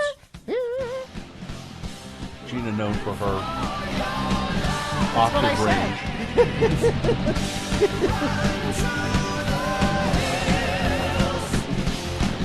He said, I had a new hip installed several months ago, so I got the 5.5 inches of titanium hammered into my leg because I run around stage and I jump, and after 40 years of fencing left-handed, it just got worn down. Fencing left-handed. Yeah, apparently he's also a fencer. Apparently Gina has gone to... She's gone to get her Iron Maiden action figure that I guess that's it. I got for her. There it is, that she gave to Joe. And let's see. Jennifer Aniston says that of all of the guest stars that came on to Friends, Brad Pitt was one of her favorite, if not the... Well, she married him. Well, yeah, I was going to say. But Mr. Pitt was wonderful, Aniston said. Mr. Pitt. She, of course, played Rachel Green on the sitcom Friends. She told Access Hollywood that he was fantastic. I'll bet. I'll bet he was. And we're not sure who you're talking about. Is it Brill Pim that you're talking about? Brill Pim, yeah. Okay. And right. Jemima Amadon. Jemima Amadon. Brill Pim and Jemima Amadon, yeah. Yes, thank you. So amid the controversy over the Wuhan coronavirus lab, the Chinese state media is now turning on Dr. Anthony Fauci. That's helpful. Fauci now has a new critic, the Chinese state media. U.S. elites degenerate further in morality, and Fauci is one of them, said the headline of a blistering opinion piece. Hold it. Are you sure Mr. Hannity didn't write this? Because they used that buzzword elites in there. Listen, it's unbelievable. Unbelievable. Even the Chinese now are turning against him. Unbelievable. Unbelievable. It's unbelievable. I mean, ladies and gentlemen, I don't believe it. It's unbelievable. It's like nobody's ever seen before. In the article, they accused Fauci of fanning a huge lie against China by hyping the theory that the coronavirus was leaked from the Wuhan lab rather than being a natural occurrence that Fauci it never went from said that. I was going to say, why aren't they writing a letter to Ted Cruz? Yes, he has. Fauci has said we need to consider that possibility. We need to investigate. Yeah, is what he was saying. What they've said is they need to investigate where the origins of it came from, whether it was the wet market or I think we should continue to investigate what went on in China until we continue to find out, to the best of our ability, what happened. That's just again, why they're writing to Fauci, I don't know. They should be writing to Ted Cruz. They should be writing to Marco Rubio. They should be writing to Trump himself. Well, Fauci there was kind of their buddy. I mean, they never liked those other guys, but Fauci was they respected him to a certain extent, and now they feel like he's turned on them by saying that. The State Board of Education, the president of the Utah State Board of Education, Mark Huntsman, is a mild-mannered man. He is now he's been flung into this political debate over critical race theory. Chris Jones, our friend from Channel 2, Beyond the Books reporter, asked if he had seen any examples of critical race theory being taught in Utah schools. And he was clear. Huntsman said,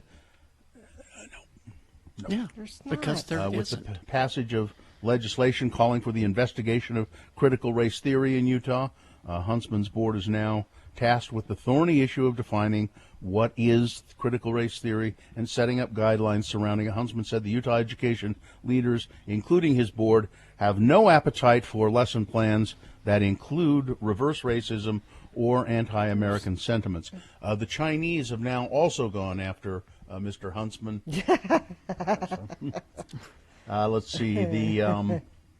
This happened a few days ago, but 5 counties in Oregon have voted to leave Oregon and join Idaho. See ya. All right. 5 Oregon counties reportedly have voted in favor of potentially leaving their state and joining Idaho as part of an effort that supporters say will better align with their conservative political views. And again, it's not happening. It's an online stunt. They want to be social media stars. This is what social media stunts are. It can't happen. I mean, it's just, but it's a statement. They don't. Again, they don't want to govern. They want to be social media stars. The very ground upon which Corcoran, California was built has been slowly and steadily collapsing. A situation caused primarily by, not by nature, but by agriculture. The Cross Creek Levee in Corcoran, California was rebuilt in 2017 after sinking 7 feet.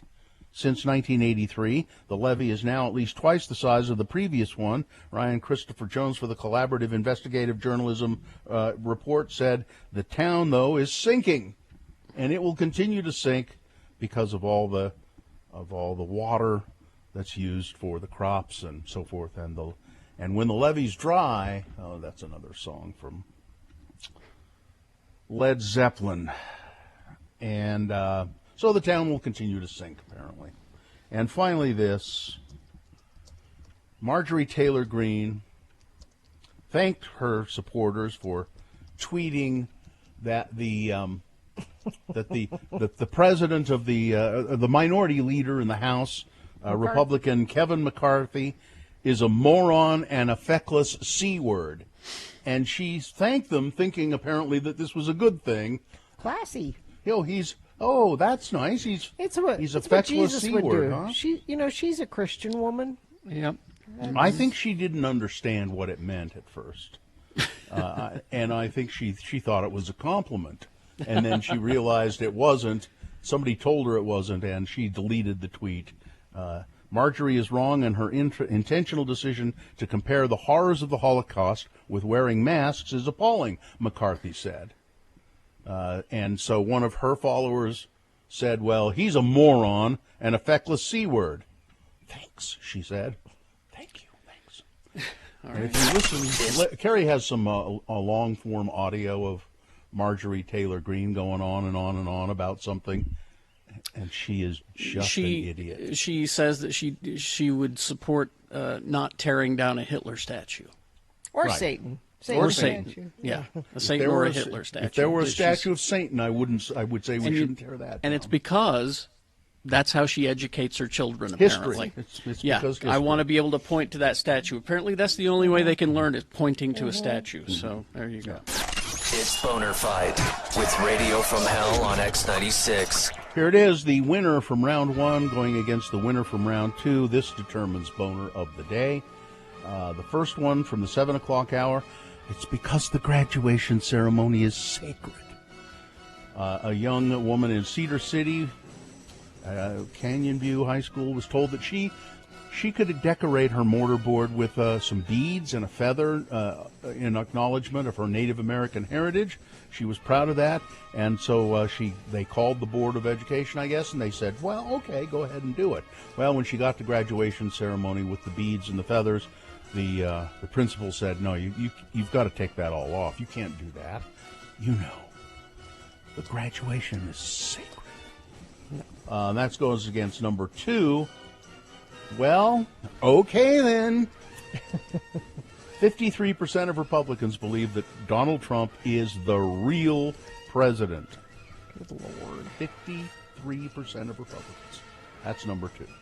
All right, there we go. Let's get to voting. Here we go. You've got to decide of these two candidates which one should be Boner of the Day, 1 or 2. Remember your candidate number, the one that you think should win. Put that single digit in the message of a text and then text it to 33986. All right, easy. Or you can call 877-602-9696. Use your voice to vote. Or go online, x96.com. Look for the box that says Boner Fight, May 26, 2021, and vote there. If you don't see that box, refresh your browser. It should appear, and you'll be able to vote online. Easy. Let's do it. This is Boner of the Day.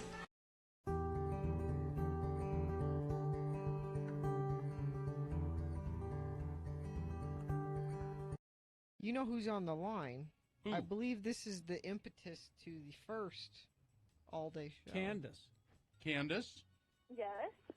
How now, you were there for the first all-day show. Oh yeah. I was, as Terry said, I was the something from the radio gods, the idiot or something. No. Not so much. He didn't really The say gift from the radio gods. that. That was it, yeah. But And you- I was the one that brought the alcohol. You are the first. You were the one who started the tradition of bringing us booze. Exactly. And I'm so upset. Y'all got pedicures and I didn't. Well, I would have liked one. Well, you should have asked. Well, I was in and out of the house all day. Candy Bear. Well, then you couldn't. And then you couldn't have gotten one anyway. Candy Bear. I'm not sure what. Not. Did you say Candy Bear? Yeah. Or Daddy Bear? Candy Bear. Oh, that's cute. You're Better my- than Candy Ass. You're my little Candy Bear. Who is this? Don't you know? No, I don't know. Who is this? It's your mother. I think Hi. Candy's Candy? been drinking today already. Candy, hi, it's Mitt No, Candy, hi, I it's Mitt haven't. Romney. Candace, Ew. do you have any idea what you're listening to or where you are? It's a country station, and I'm in Texas. No, of course I do, you silly gooses. That Candy? was ridiculous. Candy Bear? Don't call me Candy, please. My dad hated that.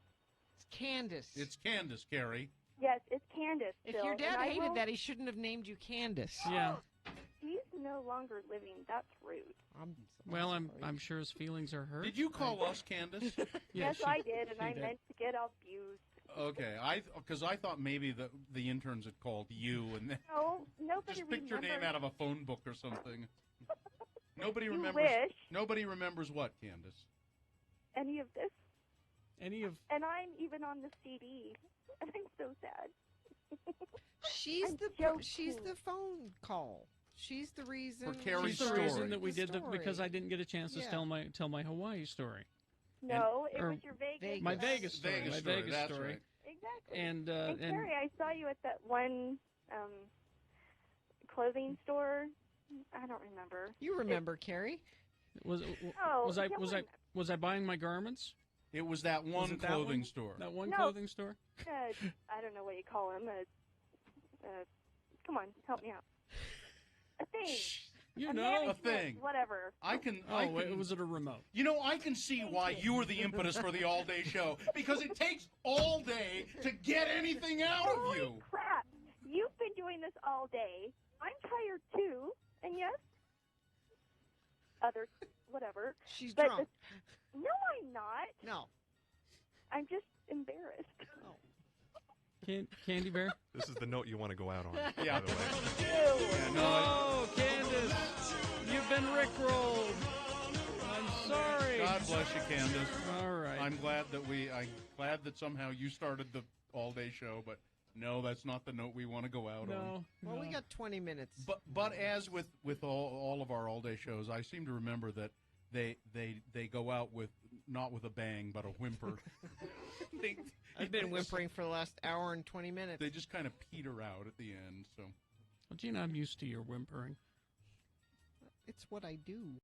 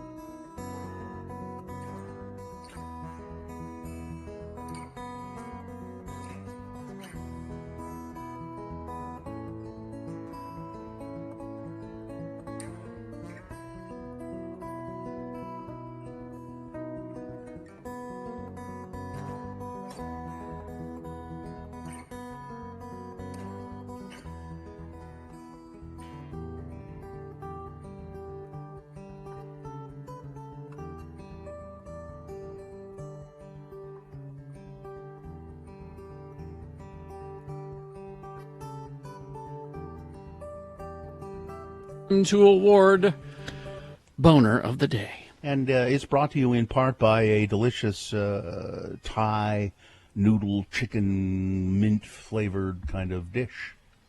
And University of Utah Health Plans, they provide medical and pharmacy services that meet you right where you are. For those without insurance, there's a special open enrollment period now through August 15th. Enroll today at uofuhealthplans.org. Normally, you would think that the local Boner candidate would win. The high school graduation one, they couldn't decorate that. But no, it did not win. The winner was, well, okay then. 53% of Republicans surveyed nationwide, I believe, they believe that Donald Trump is still the president. Okay then. That's the winner. That is the winner. All Yep. right. Good enough. Works for me.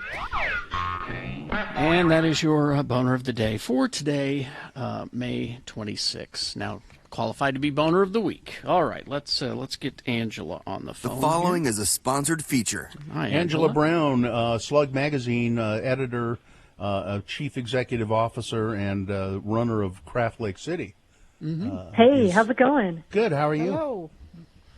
So good. so Thanks for having me on today. You're welcome. 13th annual Craft Lake City.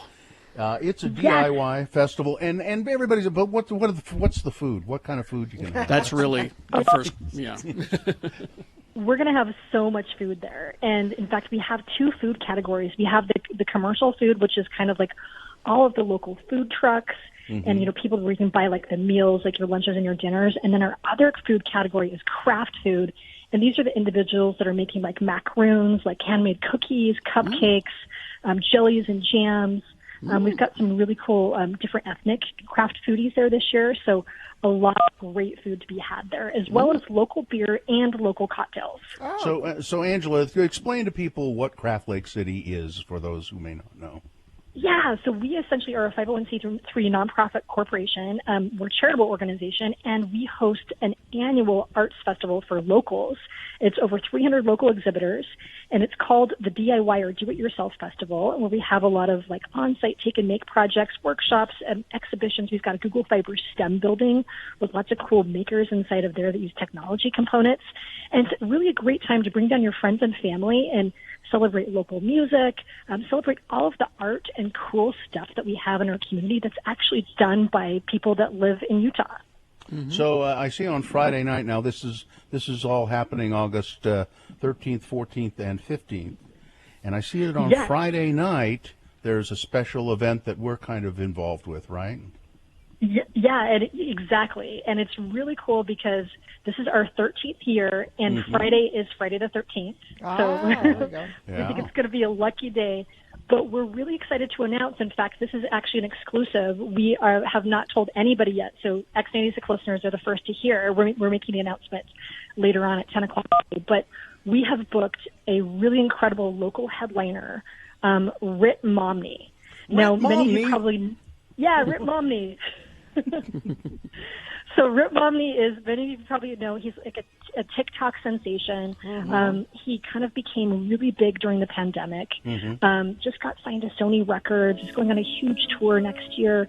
And this will be his first show coming out of the pandemic at the DIY Festival. So we're so thrilled to have him. And it's at the fairgrounds, right? Is that right? Did I read that right this year? Yeah, it's going to be at the Utah State Fairgrounds. And so tickets go on sale today. You can get VIP tickets today. And they actually come with an autograph session with Jack from Rit Momney. So you can meet him and get some merch signed. Excellent. 13th annual Craft Lake City. You can, and this is an in-person event, not virtual this year. Yeah, it was virtual last year, and I'm so glad you hung on and are coming back live like so many people are now. And tickets, how can people get tickets? Thanks so much, Gina. Yeah, and we're excited to be in person, too. And you can get tickets at 24tix.com. And again, today, the VIP ones go live at 10 a.m., and then tomorrow you can get the general ones as well. So you can do either a Friday night ticket, which is for Rit Momney, or you could purchase a Saturday or a Sunday just for the general festival. Okay. It sounds like it's going to be a terrific festival. And again, this is Craft Lake City. It's back. It's live at the fairgrounds, Utah State Fairgrounds, Fair Park, I should say, August 13th, 14th, and 15th. And thank you, Angela Brown, and thank you, Slug Magazine. Thank you so much, Bill. It's always a pleasure to be on Radio from Hell. Thank you, again. Angela. Bye-bye. Bye. Well, let's take a break, and then we will... Breaking news. We've ignored this breaking news all day. Oh, no, Laura's finger steak is all over it. All right. And his friend 7-Eleven is also going to be involved. Right. After these, X96.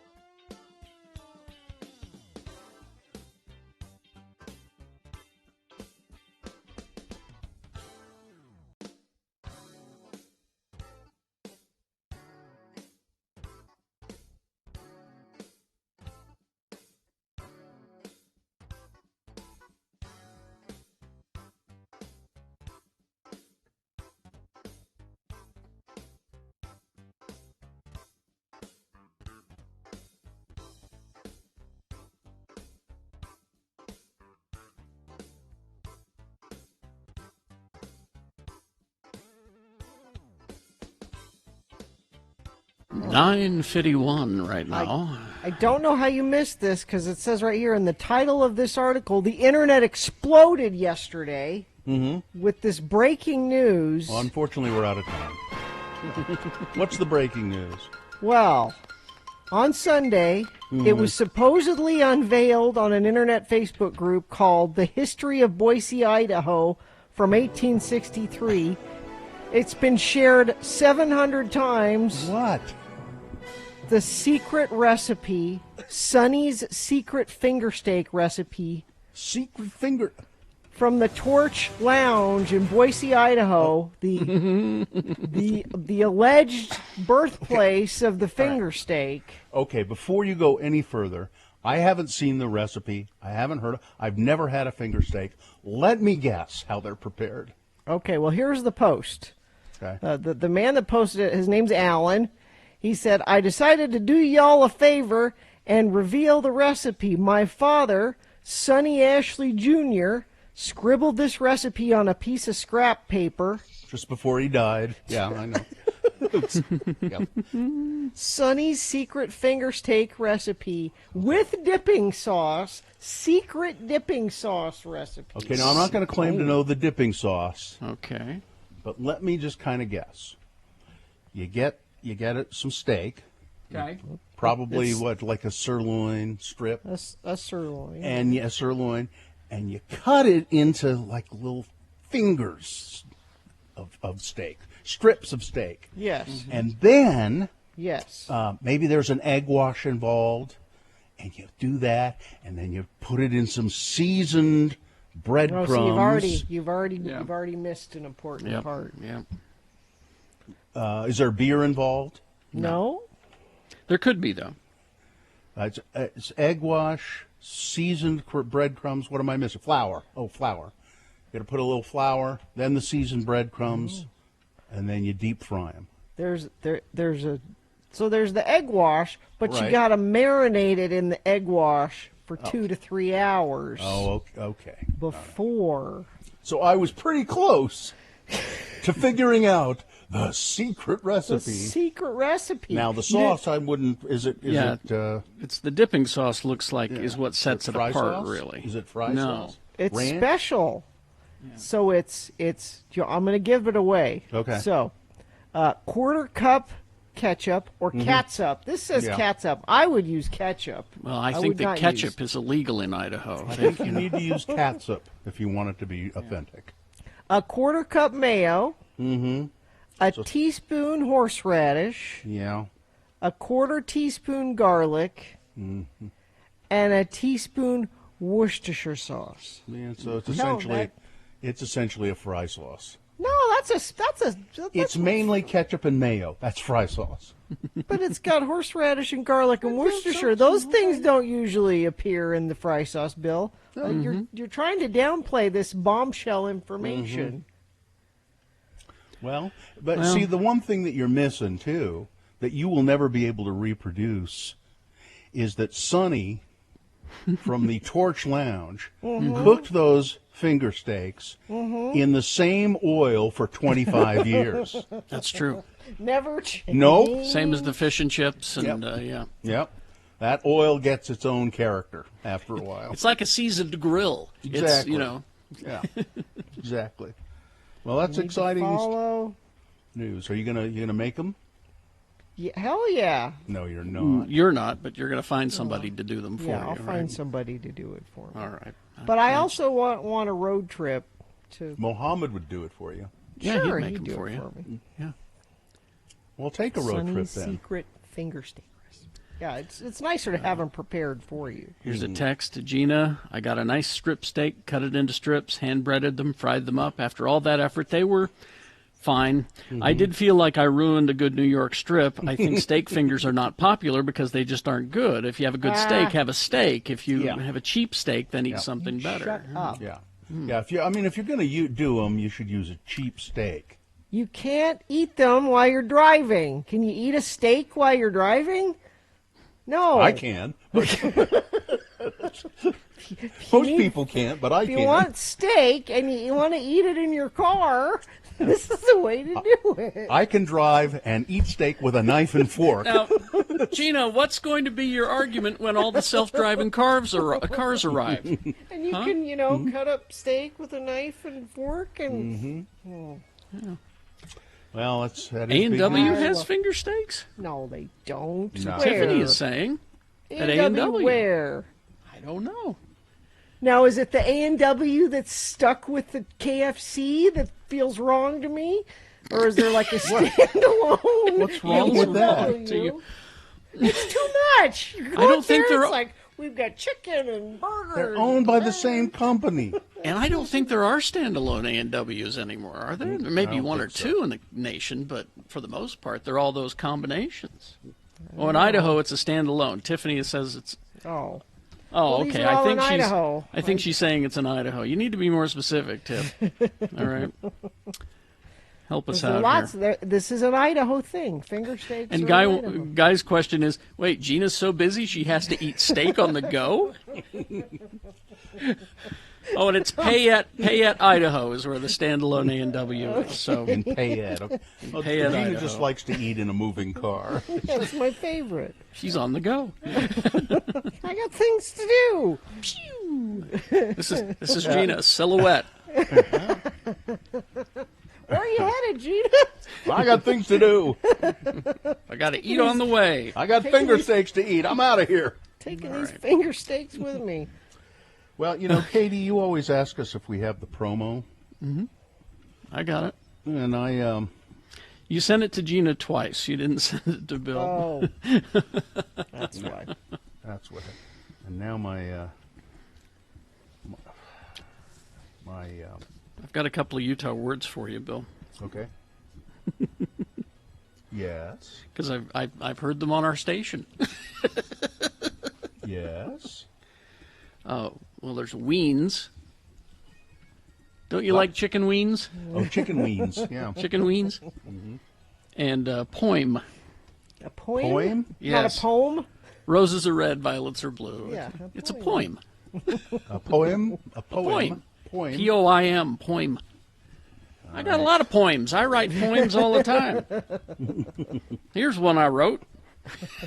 Like to hear it? Here it goes. Want to hear my poem? All right, I got the promo. All right. Ready? Yes. We are so close to the weekend, but that's not an excuse to miss Thursday's Radio from Hell show. After some farting around, I will have the latest in geek news for us at 6:45. Then at 7 a.m., it's time to play Beat Gina. I challenge any listener to try to beat me for the greatest face mask out there, the Radio from Hell face mask. Plus, at 7:45, Mayor Mendenhall is back for our weekly update, followed by Sean Means' movie reviews at 8 a.m. Don't fret, though. There will be more on Thursday's Radio from Hell show on X96. All right. No complaints today, Bill? You're good? Everything good? I wasn't really complaining yesterday. I just thought if I only going to have one line in a promo, why bother? Well, then soon enough, I'm just going to make you do the entire promo yourself. No. Yeah. Oh. No. Oh, too much? Hang on, we're getting standalone A&W reports. There's one in Logan. Really? There's one in Smithfield. I think it's probably the same one. Stansbury Park, that's probably... Well, A&W on Redwood Road standalone. So check to see if they have the finger steaks. A&W started by Mr. Marriott, a Utah guy, so the Marriott hotel chain, and A and W were the initials of their names, somebody's names. All right. We got all business. I think we're good. Fine job, Katie. Thank you. Live long and prosper, bitches. Don't you know who I am? I got things to do. I got to eat my steak on the go. Corey is next.